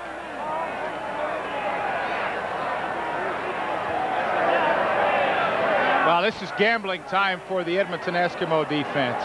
They have to try and create a turnover if they can. First down for the Another first down, so now you know at least another 30 to 40 seconds can be run off the clock by Flutie in these two plays. He will work the clock to its maximum. But the defense has to gamble. They have to bring up a few folks up and pressure that line of scrimmage and try and create the turnover. Less than a minute to go. Doug Flutie working the clock magically. Stampeders have rushed for 239 yards against the Eskimos tonight.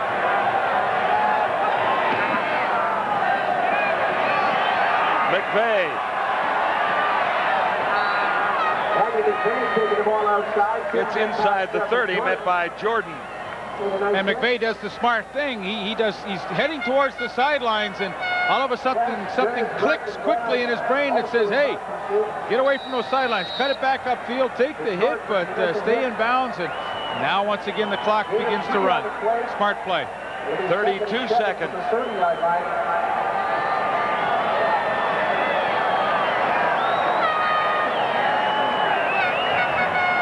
Second down situation for the Stampeders. Nothing more than Flutie just moving it to the middle of the field to set up the field goal. 17 seconds to go. McLaughlin can salt it away for sure. Well, Edmonton will call a timeout.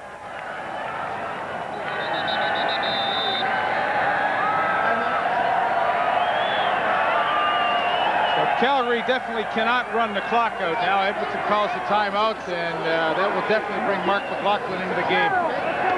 Well, and if he makes the field goal, it's over. Night, Irene.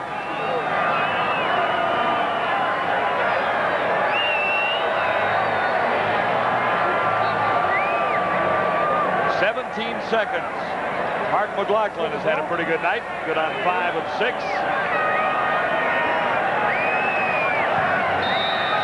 This definitely within his range. Spotted down by Steve Taylor around the 37.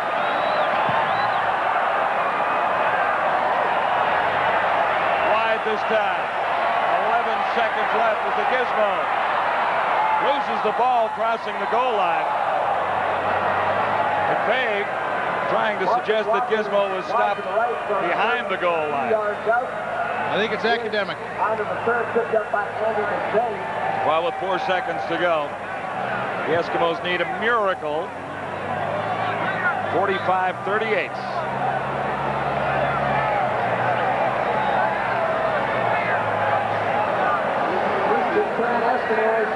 Thinking back, the big play of the night had to be the Flutie run on 3rd and 15, where he dived and barely made the first down.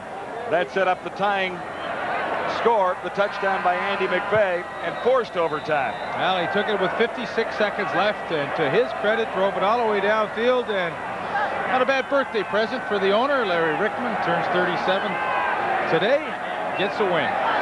Well, look what the Eskimos have. 4 seconds and 110 yards to go.